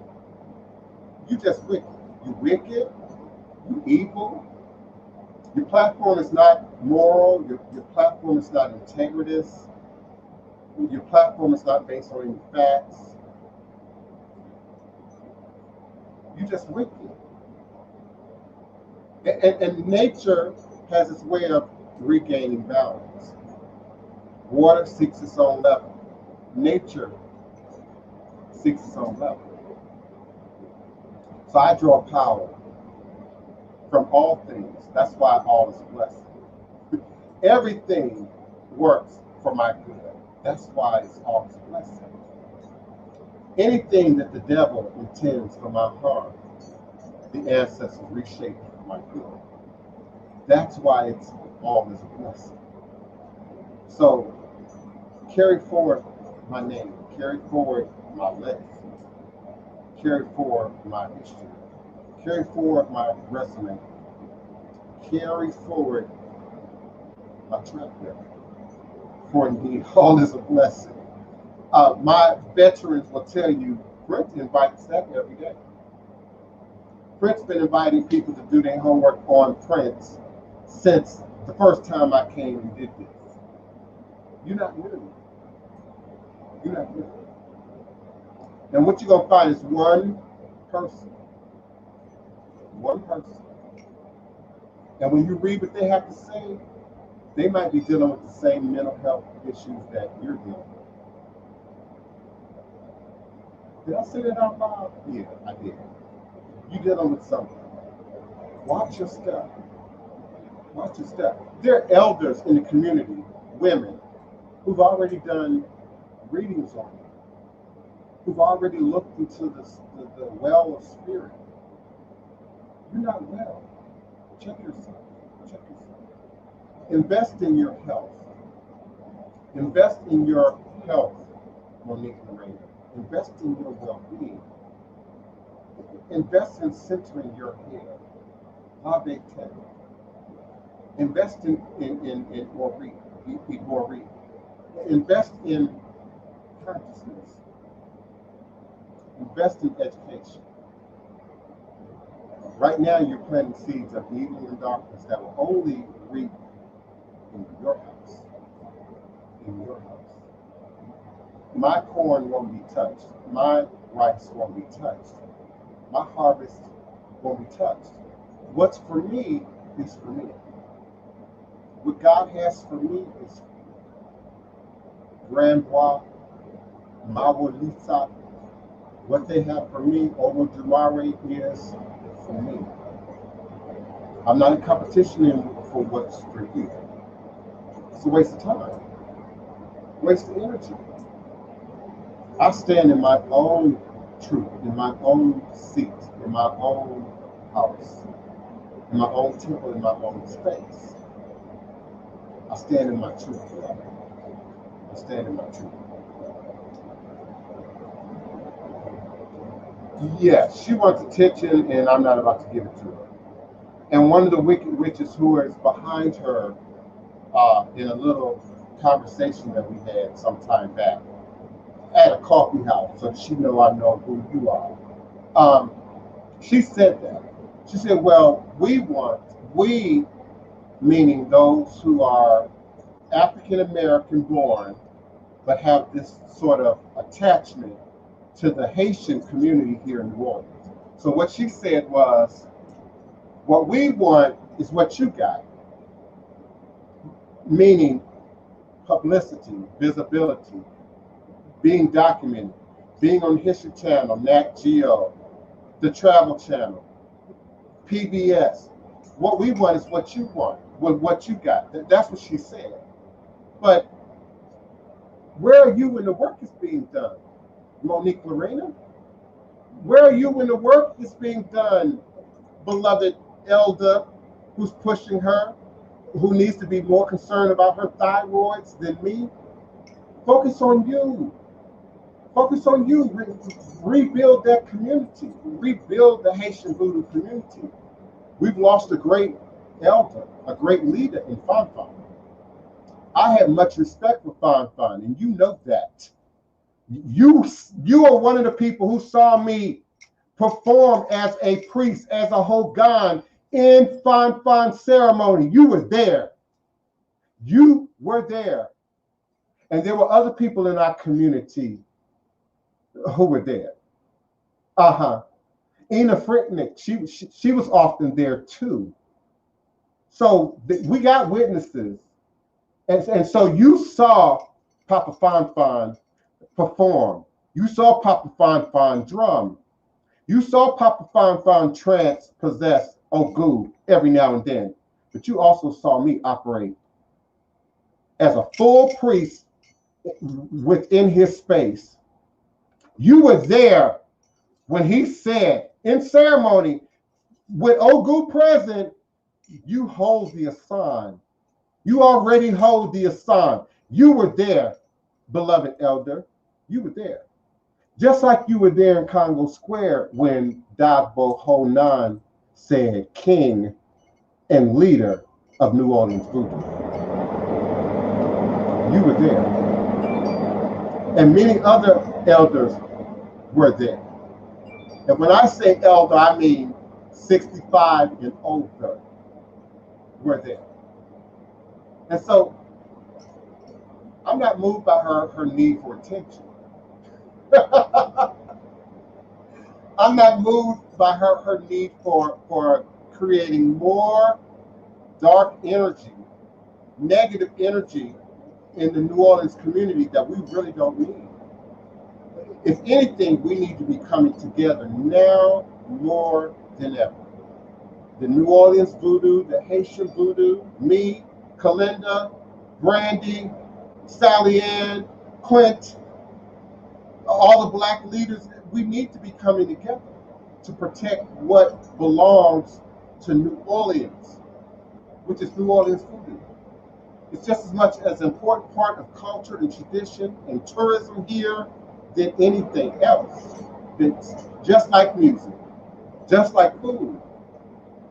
So when you have a fool come through like that, who doesn't understand that you are not just challenging me and my house and my demonstration of voodoo, but you're challenging New Orleans voodoo. And so that also preys on the interests of people who are not involved in voodoo.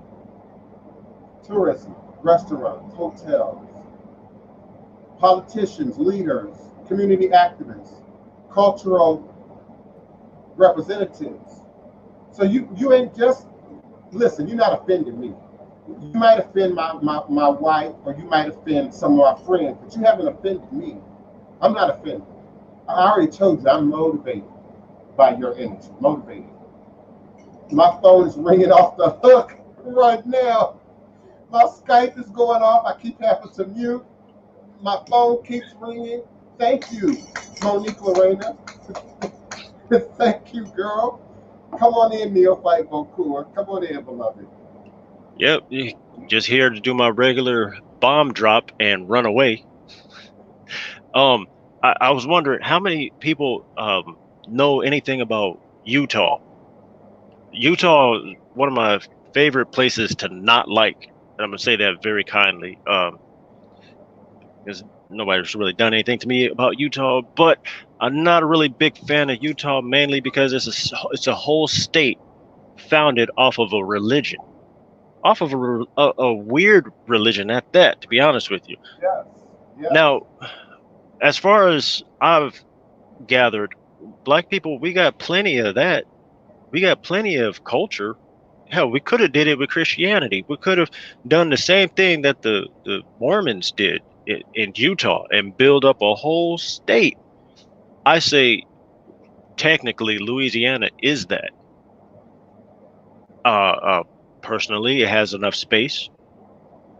Personally, nobody wants to. Everybody wants to kind of move in and appropriate Louisiana for themselves. Why shouldn't we just get all of that together and take over Louisiana? Hell, we could take over Georgia, for that matter, Tennessee. But I mean, we'll get some flack for Tennessee. However, Louisiana is one of those places that is a cornerstone. Mm-hmm. A cornerstone for black culture in just period. You know, we talked about this a few months back, maybe February. I don't remember quite when, but yeah. I agree with you. However, I think there's a literal and then there's a figurative. In a literal sense, I don't necessarily see that happening for us. That's something. No, I don't see it really happening either. So yeah, I agree with you. Hold on. That's something that I believe people like Farrakhan, for instance, has fought for years. You know, a place that would just be ours, a location, physical, geographic location that would just be ours. I also look at the Gullah Geechee Nation, for instance. I also look at uh, Olutonji, for instance, where we have a community of our people who have separated themselves. The Ansuru, before Dr. York messed that up, the Ansuru, had land and had separated themselves. And I think in small groups, just like small families, that can still happen. My family in the town that they live in, my father's side of the family, in Mississippi, everybody in that town related to me. So I think there is a figurative demonstration of that as well as a literal one. Now, the Yeah, there's figurative a is at the mindset. If we just will pull back our minds, which is what I'm doing, Monique Lorena, with Voodoo with 4 O's. I'm giving us, the African American, the opportunity to realize that we have our own ancestors running through our blood. We have our own connection to these traditions, to these lineages. Many of us have been exposed to some of the practices. Some of the practices have made their way into hoodoo and other manifestations of culture and conjure and root work. But we have our own stuff, which has been denigrated, which one of our participants, my regulars, oh shoot, forgive me, beloved, for giving me your name. I think Sandra C, which Sandra C was speaking to. We all have our own powers and traditions and cultures which operate, which set up right in our neighborhood, in our community, in our family. And if you go to West Africa, it's the same thing. It's the same thing. E5 is practiced exactly the same way in Oshoko as it is in Oya. And there's going to be a difference in what deity is important, what order of the Odus, how they perform. Just like no two houses gonna cook gumbo the same. Even if we use the same recipe, your gumbo ain't gonna taste like mine. And I assure you, it's gonna be stuff in my gumbo that ain't gonna be in yours. right. So it's a code that we're missing. It's a universal unity that Black people are technically missing. Like take Kwanzaa, for example. Kwanzaa would be a pretty good code, seeing how it's not Christmas, it's not any Jewish holiday. It is uniquely made up from and for Black people. It's something that it is a tradition. It can go beyond religion as long as it's a tradition, something that we all get together and do universally, right? We get our own twists and whatnot. Everybody's not going to have the same Thanksgiving dinner and have the same things that they do and put into it. But it's going to be a code. It's a one simple thing that we all can universally agree on, despite the fact of its history of having been commercialized. We all know that. However, we had the opportunity to stop them from commercializing it and completely making it something that we did all on our own, right? Don't accept the outside influence for these commercial businesses to start selling your products in their retail stores. Walmart is going to start selling Kwanzaa products. That's going to happen. But Just like all you have to do is not buy it. just like Walmart started selling religious candles. Right. You can go to Walmart and get your Florida water. They will sell it to Yeah, you. Walgreens selling Right. water. That's right. That's right. Uh, And I say here all the time, they're following the trend. And the trend right now is Orisha Romantic, is witchery, is a little kitchen witch, is a little, I need some sage. So you can get sage bundles now everywhere. And if you do your homework, y'all are killing off sage, white sage. White sage is beginning to go extinct. Once upon a time, you could find white sage in Utah, Montana, Arizona, just like tumbleweed, just growing wild. Y'all are killing it. And you can grow your own sage. You can grow your own white sage. But you are following a trend. You're following what's popular. you are following the Monique Lorenas and their Wikipedia-based understanding of what these traditions are, and you're not feeding what's real about it. And as Neophyte Bokor just eloquently demonstrated, everyone else is. Every other ethnic group, every other race, every other, class of people, once they realize how popular it is, oh, they like that, let's sell that. Let's offer that at a premium or even at a discount in some cases. You get it cheaper over here than over there. And I don't like that either. That's one of my pet peeves. How much is the spiritual walk? I don't sell readings. I don't sell anything. I accept donations for the continuation of this legitimate, registered, documented ministry, this voodoo ministry. And then in the course of that, we offer the services of reading, divination, initiation, spiritual work, cleansing, healing, But there is this pop cultural element that we are in combat with right now. We're not in combat with Haiti. I got many Haitian friends, Mambo Marie right here on the block. I got many Haitian friends. I got many more connections to Haiti than many of the people who are concerned about Haiti. I'm not from Haiti, beloved. I'm from the United States, Delisha Jennings. Born and raised in the United States. Born and raised in the United States. And so my platform is not Haitian voodoo. My platform is New Orleans voodoo. My platform is Louisiana, Mississippi Delta, Gullah Geechee voodoo. That's my platform. So what she's worked up about is not only not relevant, it's not even factual. The division between the slave colonies that held our asses, if you excuse my French, is irrelevant to the struggle that we're in. All Black people, no matter where you come from, are gonna face the same racism when you get to these here shores, right? And then once you leave these shores, you have a different flavor of racism as well that you got to deal with. That's what the universal issue is for us in general. No matter what your walk of life, if you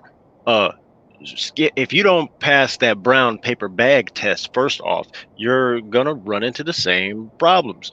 Yeah, it was ended technically in South Africa. The apartheid was ended. Okay, but yet they're still dealing with the same stigma in South Africa. Same problems. You get into the United States, we got this Cheeto monster lighting a fire underneath the butts of the general public.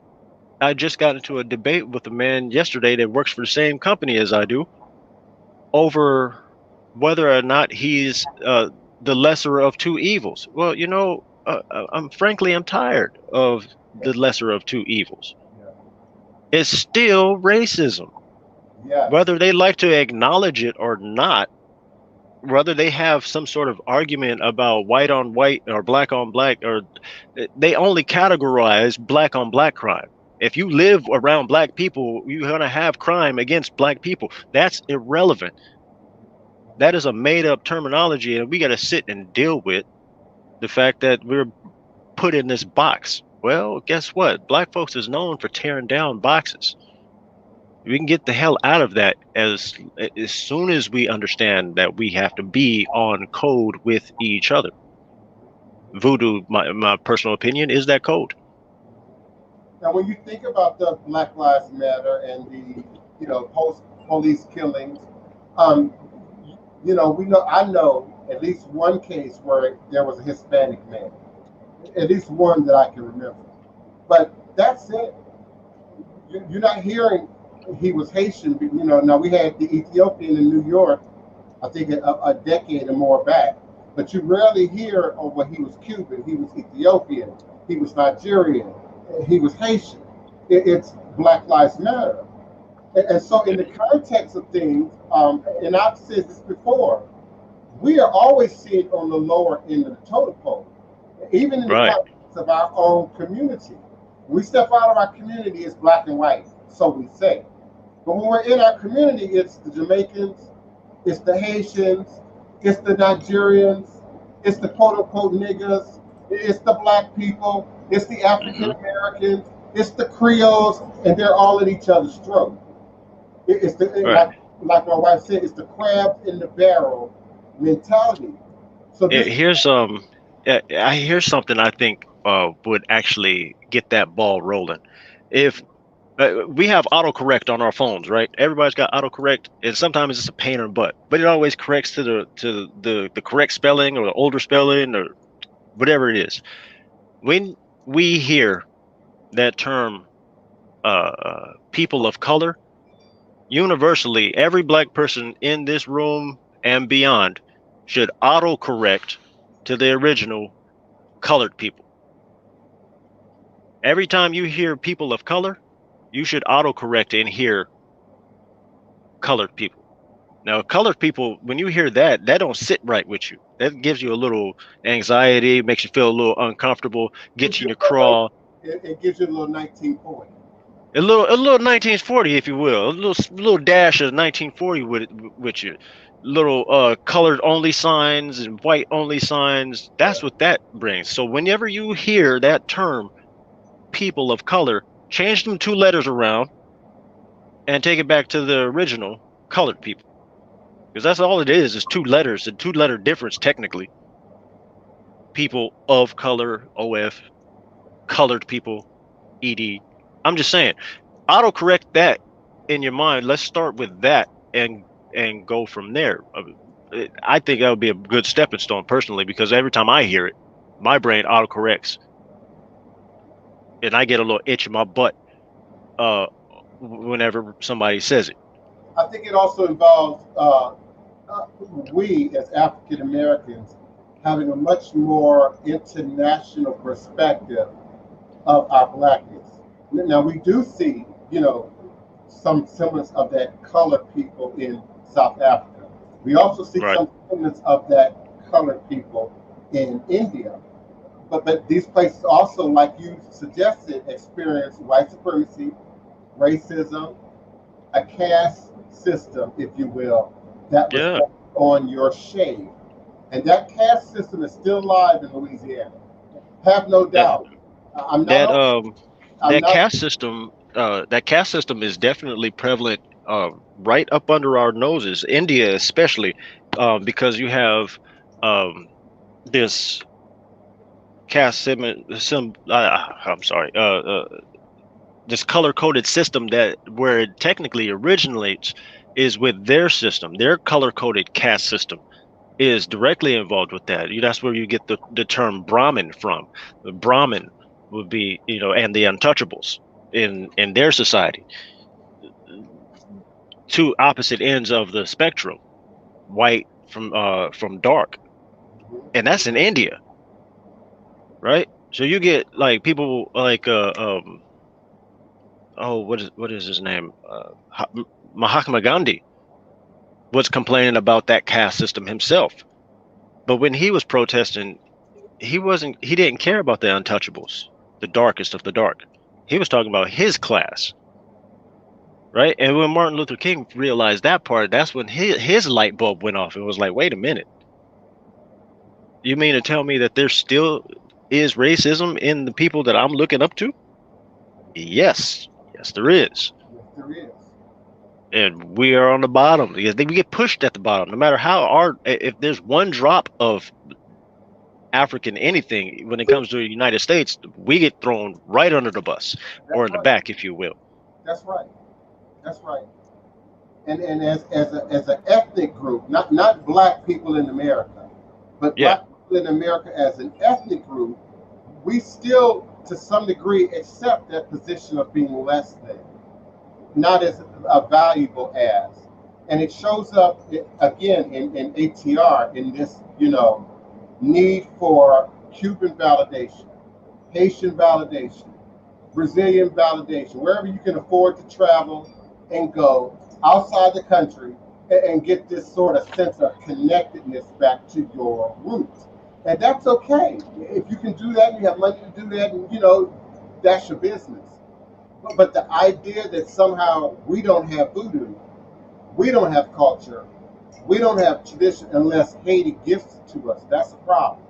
I also want to speak to something before I lose it, about why that problem is still existing in New Orleans particularly. It's about dollars. It's about grant money. It's about performances. It's about people with 501c3s who are going to pay you $50 to show up, $60 to show up, and drum or perform or dance or do your cultural demonstration. Maybe $200 to give your Haitian lecture. That's what this is about. And so the idea that if he's working, we must not be. If he's on TV, why aren't we on TV? And how much is he getting to be on TV? Again, I thank Monique Lorena. I'm almost tempted to put it on screen. I just now got another email from another television outlet to do another production. So thank you, Monique Lorena. Thank you. I'm going to put my mic on mute for a minute. Thank you.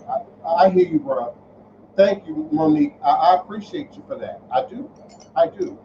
I'm not fooled, Shamafia. Thank you for that. I'm not fooled by capitalism. Now I gotta eat.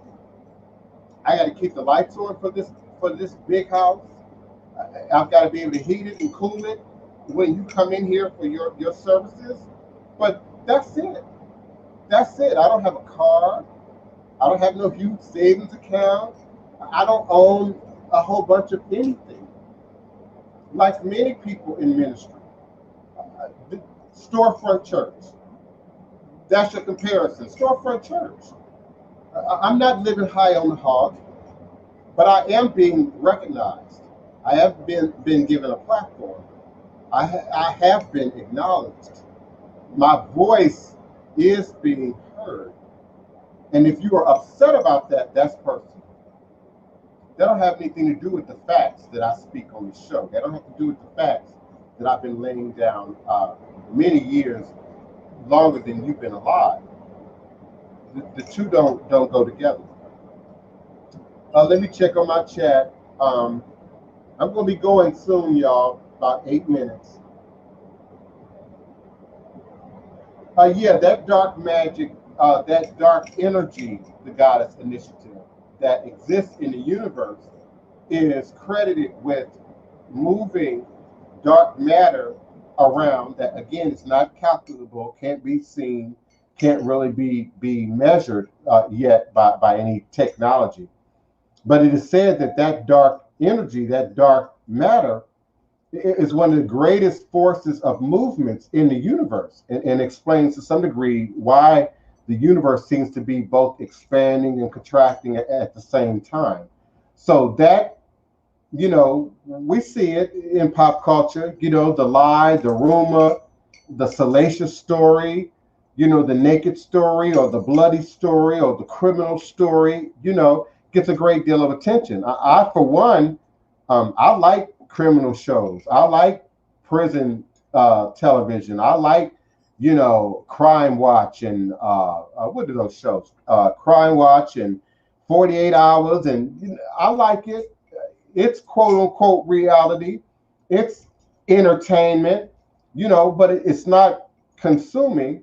I don't then step out into the world and believe that because most of the people we see on these shows, are my color, that somehow we're doing all the crime when we are in the minority. So we keep, as blacks in America, being pushed down, pushed back into your place.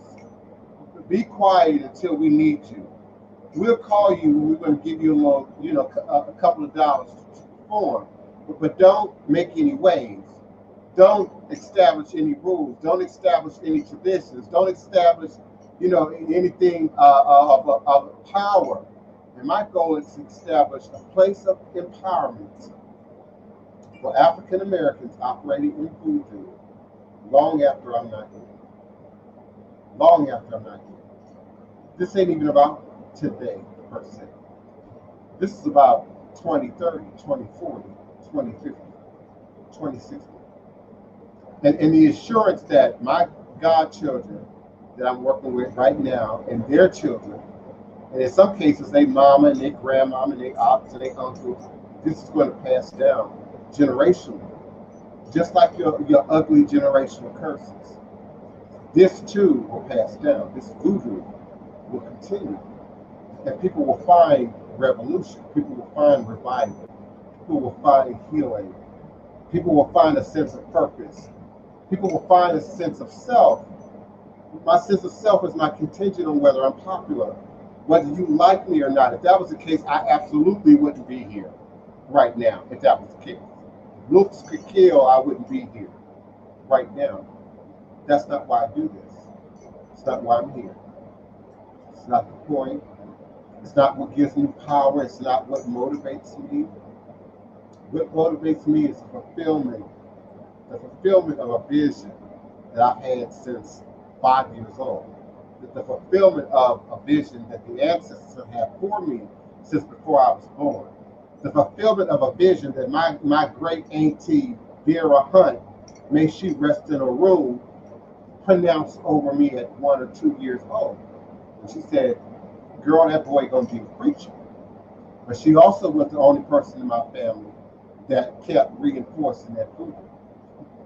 She kept talking about coming back as a red-haired woman, young and skinny and looking good. And as a child, you think she's talking about going home and getting on some magic diet and coming back. But when your auntie, who's in her 70s, her 80s, is telling you she gonna come back fine and thin and with her red hair and looking good, okay, she's talking about the future. She's pronouncing the future. And so, respect the voodoo, respect the legacy of Marie Laveau, respect the ancestors. Ancestors see you, ancestors see me, ancestors see all. Ancestors see all. Ancestors see what I'm doing when I'm on camera. Monique, Lorena, ancestors see what you're doing when you're not on camera. And again, New Orleans is a very small town, beloved. Very small town. That old strange white woman across the way, yeah. You might think she's just a strange old white woman across the way. That old odd black guy, yeah. Girl, this is a very small town. They see you just like they see me. And by all means, don't leave Miss Augustine alone. We're not about to disrespect our 70-year-old elders. We're just not going to do it. So we're going to defend Madam Augustine. We're going to defend Denise Augustine from your little wickedness, your little wicked endeavors. Chief Bougie, welcome again, beloved. I just love you and Mama Orisha. Yeah, when they violate, they demonstrate. They demonstrate where they really are, where they're really coming from, what their real intentions are, what their real motivations are. And sometimes the younger you are, the less likely you are to get to see through that. So you don't understand that older folks are looking at you and you leaking your truth. You telling your story through your behavior. So we know what you don't have. We know what you're not standing on. And right now you're just trying to promote a beef. And I don't do the hip hop beefs. Yeah, your hip hop, I like that Crystal Lynn with one of my elders recently said, your reputation is made by who your enemies are. I love the sound of that. Your reputation is made by who your enemies are. Stand in your truth. Stand in truth. I love you, Keisha Smith. Thank you so much, beloved.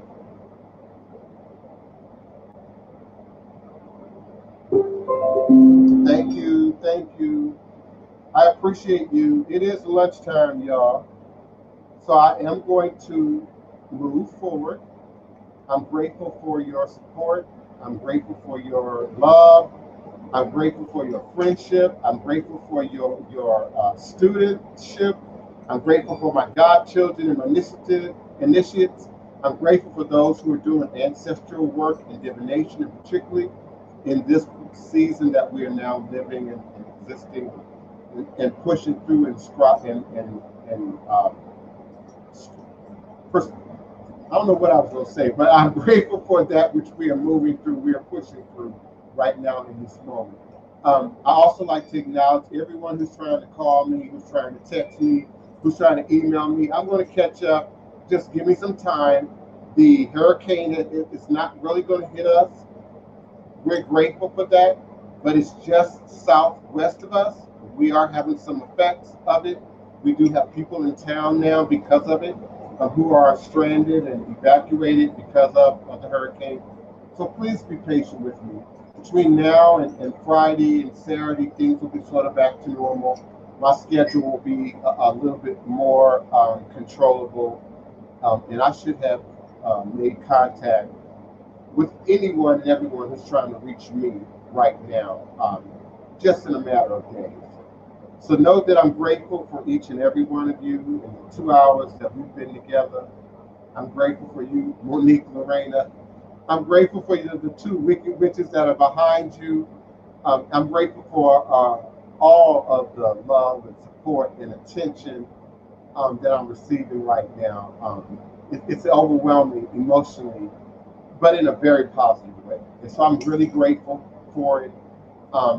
No one could have imagined where I would be at almost 60 at this point in my journey. So I'm humbled by it, indeed. And so I take it as a sign of a much younger generation who needs me, who requires me, who's got to hear what I have to say, who's got to be exposed to my message. So I'm going to make it my business to reach out to not just Monique Lorena, but the other Monique Lorenas and the people of her generation who don't get it, who don't understand that what you got is right in here. What you need is right here. And your ancestral lineage stands up in your blood. Stands up in your blood. It doesn't require a passport. It doesn't require a journey to another country. It doesn't require having to learn another language. It doesn't require that. It doesn't require that. It just requires you going within, paying attention to who you are, furthering and developing who you are. The wicked witches that are behind you got children, got grandchildren. I don't see how they have the time. And they should thus be concerned about their children. All spirit practices, from Christianity to Voodoo, says the sins of the parent fall on the child. The evils of the parents fall on the child. Watch your demonstration, beloved. Watch your demonstration. And I'm not speaking to Monique Lorena right now. I'm speaking to the two wicked witches behind her. You know who you are. I don't need to call your name. You know who the two of you are. One of you, I should post a lovely picture of you and I together with your snake. And the other, you need to be concerned about your thyroid. You know who I'm talking about. Monique will tell you. She'll come back and tell you. Y'all have children, grandchildren, communities, your own legacy to be concerned about. It don't involve me any more than mine involve you, other than where our crossroads meet. Where I cross, and when our crossroads passed, everything was good, or so it seemed. Maybe I got it wrong. Everything seemed to be good when we was on set. Everything seems to be good when we performing. Everything seems to be good when we came together for Dogbo Honan, until he declared me the king and leader of New Orleans Voodoo. Everything was good up until that moment. What happened? What happened? Don't be a hypocrite. You all know how well I document. Don't be a hypocrite. I can run the tapes, the videos, the pictures. We all hugged up together. So what you talking about? And it's a few of you that we have hugged up together. We have worked together. We have built together for the furtherment and the promotion of Congo Square, New Orleans Voodoo, Black Masking Carnival, Indians, and tradition. We have come together. But now, y'all are in this lower base energy that I can't make sense of. Because I can't go there. I'm too old to go there, and I'm not wired. All the jealousy and competition and backbiting and I don't get it. I don't get it in a town this small. Ring my bell, knock on my door, call my phone, set up an appointment. We can meet at the Tremaine Coffee House if you want. We can sit in the park 10 feet apart in Congo Square if you want. That's my front and backyard. You know that. Beloved, you walk past, during the procession, yeah, beloved, I sent you and you say me. So what is this? So what is this? And then you put a child up, because Monique Lorena is a child. Then you put a child up to stir up mess among 50, 60, 70, and 80-year-old people. Knowing that everybody's watching your demonstration. Everybody's watching. Everybody, from the mayor down, everybody's watching your demonstration. And so that's why I say, Monique Lorena, you cut your nose off to spite your own face. You're already being X'd out. Not by me, but by the community who's watching your demonstration. You don't go for a 70-year-old woman. Notice I keep going back to the elder, not me. Because you can come for me. Come for me all you want.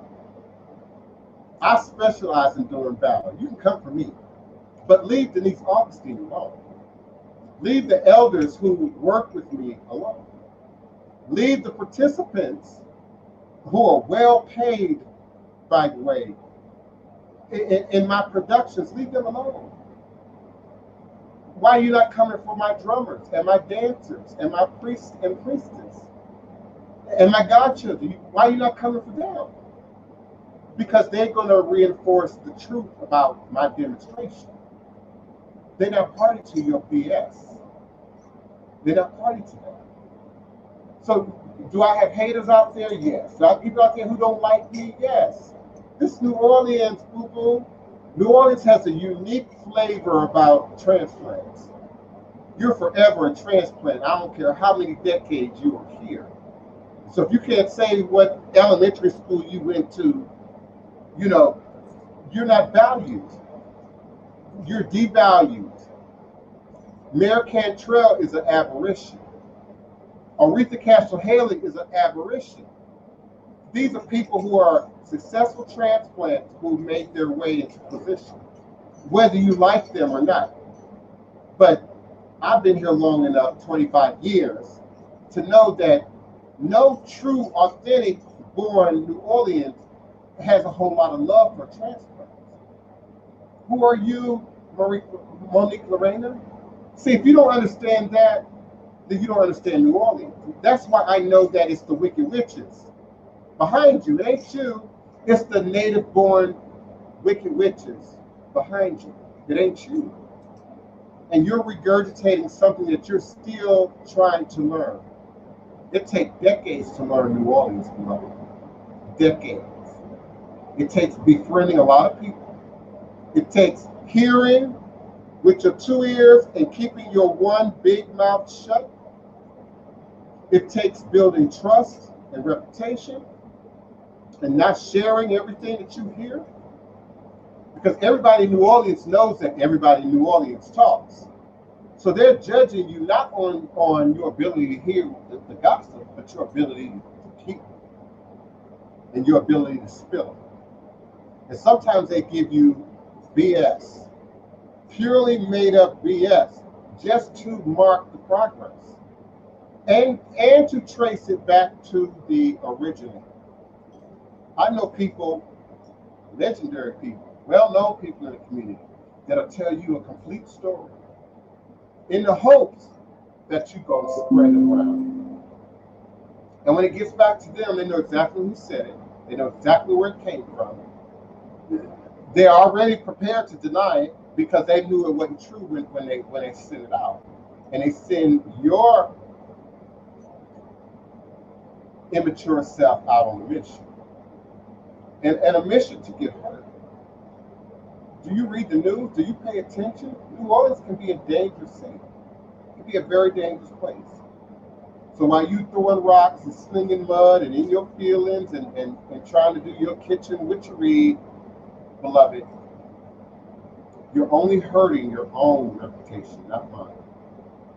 You're only hurting your own journey, not mine. You're only setting up roadblocks for yourself, not for me. I'm going to continue to move forward. I'm going to continue to hire. You won't be a hire. You already know that.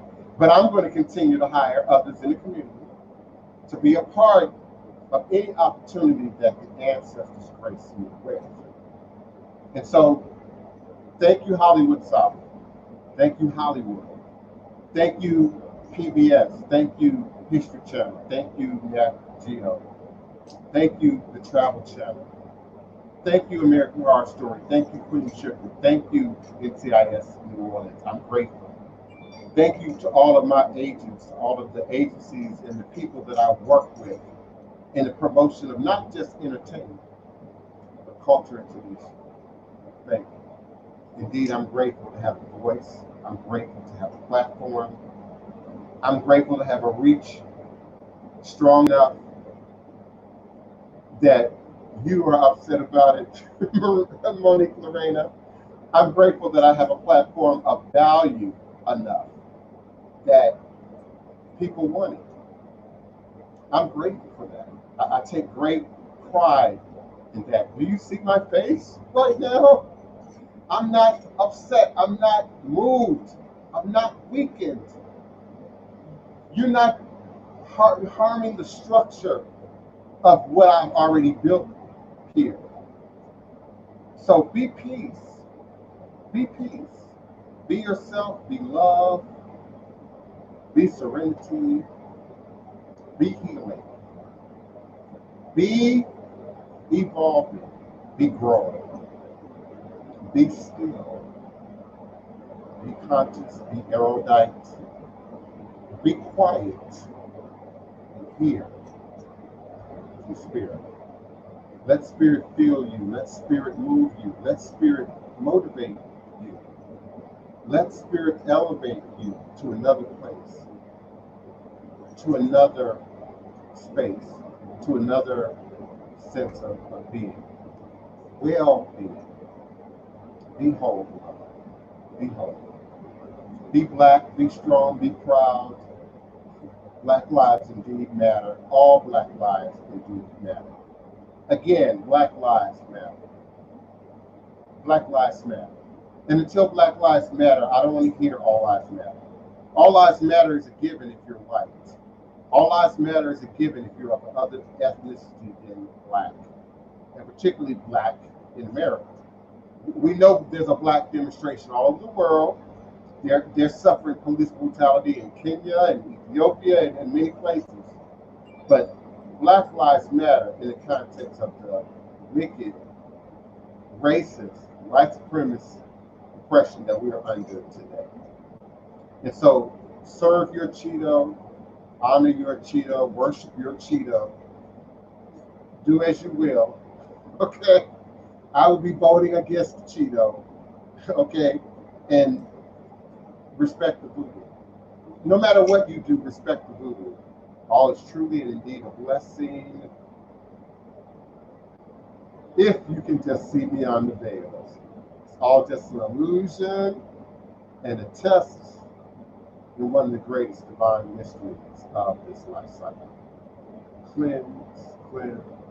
Oh, Sula, beloved, Zion Trinity, I embrace you right now. I receive your words right now of cleansing.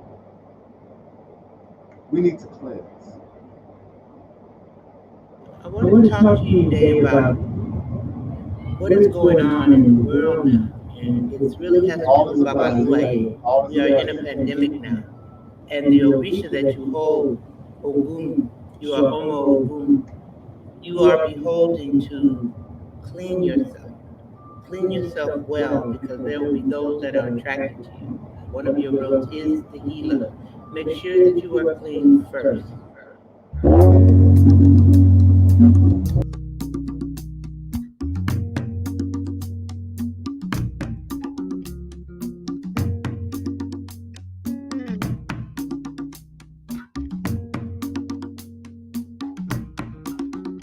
I need to cleanse, you need to cleanse, we need to cleanse.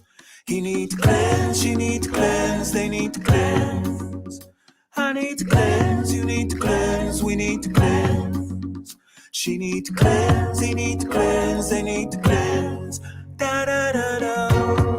Yeah, yeah, yeah. Da da da da. Yeah, yeah, yeah. Da da da da. Yeah, yeah, yeah. Da da da da. Yeah, yeah, yeah. Florida water, rose petals so divine. Dance for the ancestors, they bless us all the time.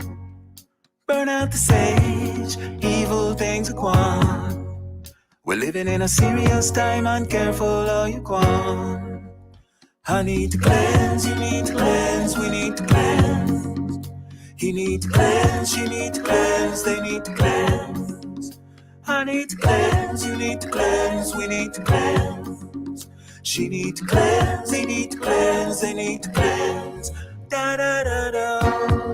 Yeah, yeah, yeah. Da da da da. Yeah, yeah, yeah. Da da da da. Yeah, yeah, yeah. Da da da da. Yeah, yeah, yeah. Abedi kutu awaledi so.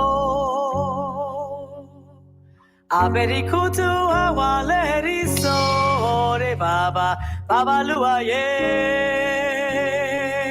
Oh, baba lua ye. Oh, baba lua ye. Baba lua ye. Abedi kutu awaledi so. Abedi kutu awaledi so. Ore baba, baba lua ye. Oh, baba lua ye. Oh, baba lua ye. Baba lua ye.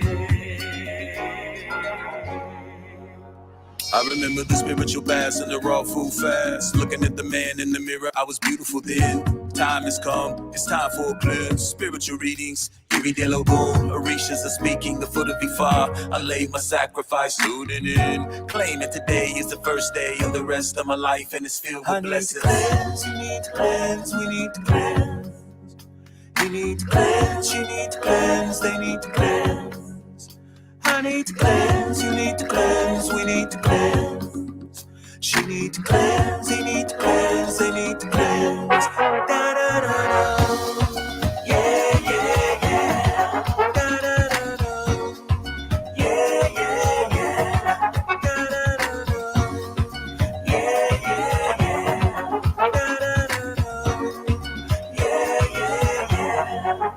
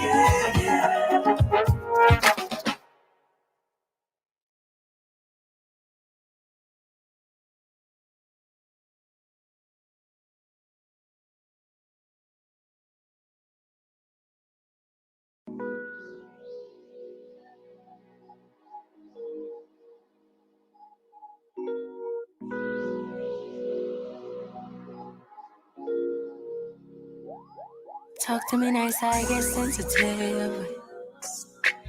Choice of your words to convey. Your intentions might mean the best, but it's in your approach and delivery. I get so through by my triggers, probably from niggas who thought that they owned me. Really consider that I do, you do, we do good on our own. Back on my throne, like yeah. Accept me at my worst, like you do my best. Better than I was last year. I've been facing tests, separate from the rest. Hope you're facing all your fears. I've been going so damn hard. It's been taking all this time. Giving up ain't in my blood. It's all in the signs. It's all in the signs. All in the signs.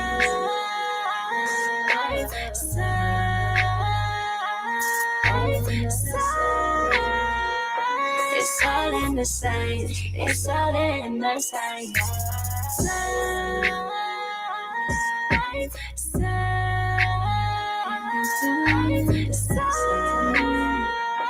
It's all in the signs. It's all in the signs.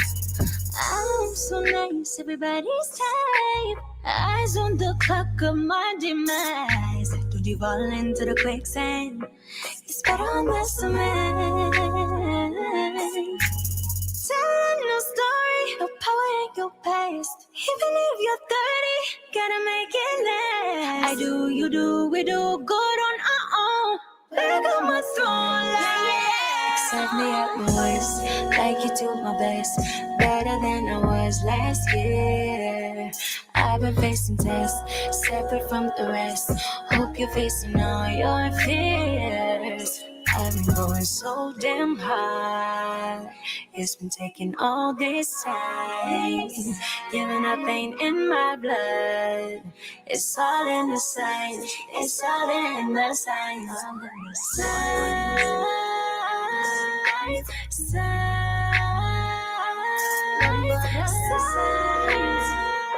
It's all in the signs. It's all in the signs. All coming down.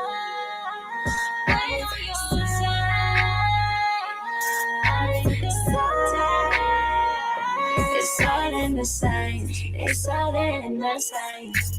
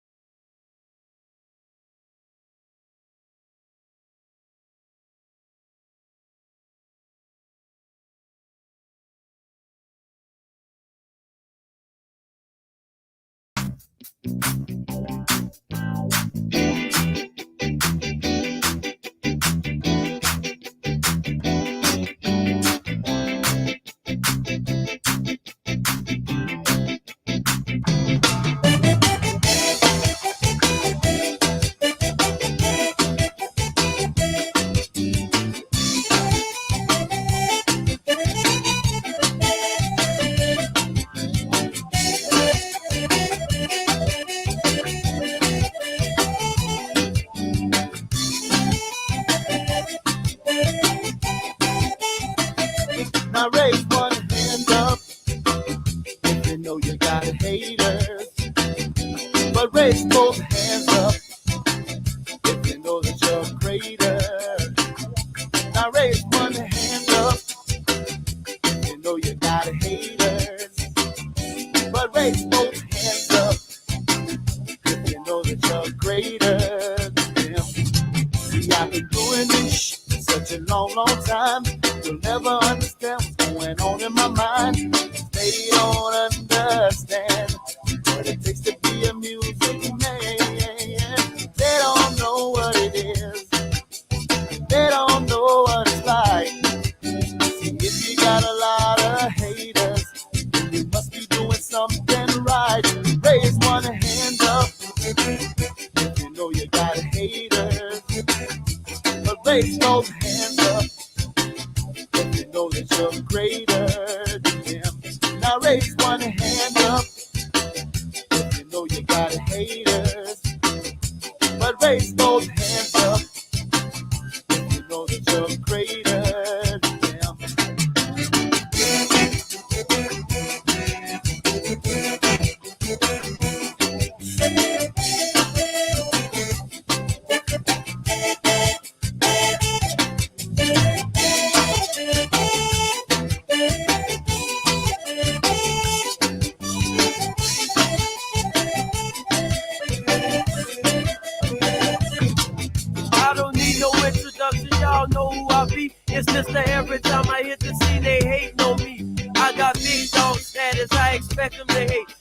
you shine like I shine, I know y'all can relate.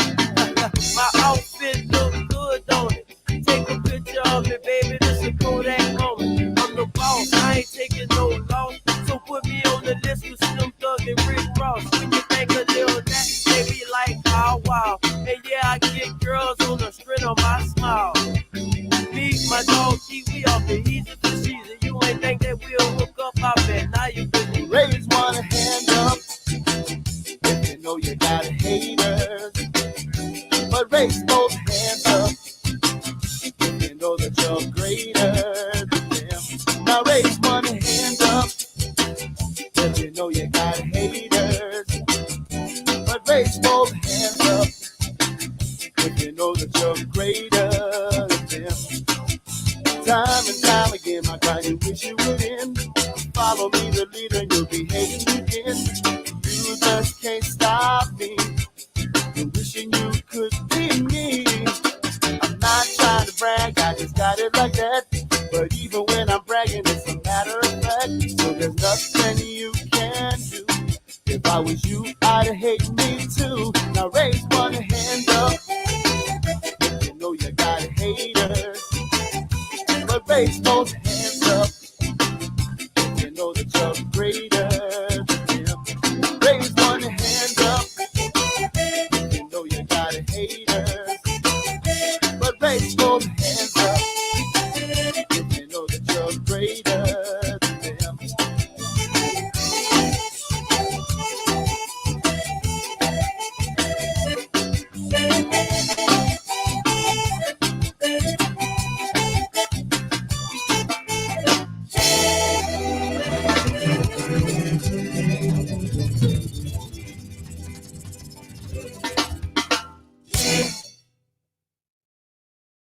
Over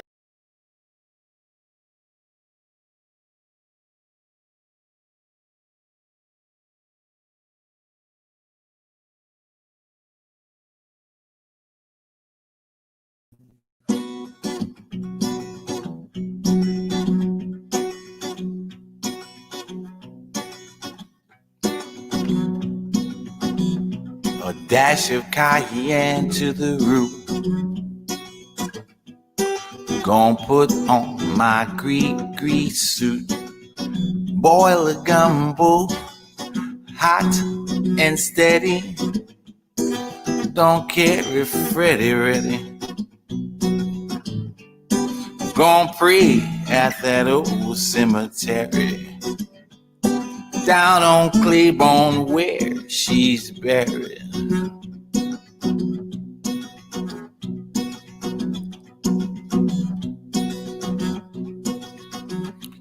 Build a fire on the bayou when a black cat scratch at 2 under a full moon that's blue. Chant the magic words, Kufaru. A dash of cayenne to the root. Gonna put on my grease suit.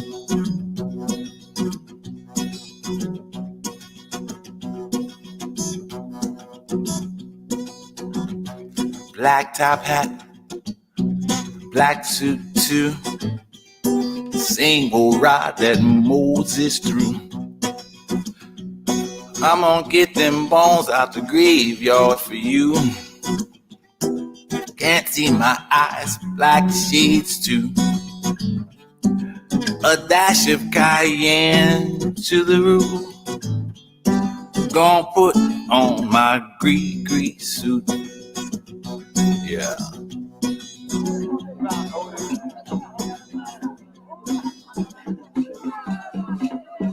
Black top hat, black suit too. Same old ride that Moses threw. I'm gonna get them bones out the graveyard for you. Can't see my eyes, black shades too. Going pray at the old cemetery down on Claiborne where she's buried. A dash of cayenne to the root. Gonna put on my grease suit. Yeah.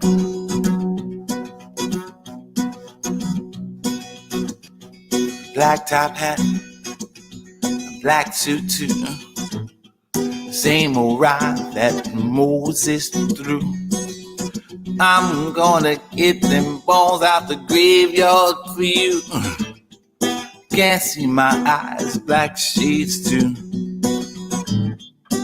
Gonna pray at that old cemetery down on Claiborne where she's buried. A dash of cayenne to the room.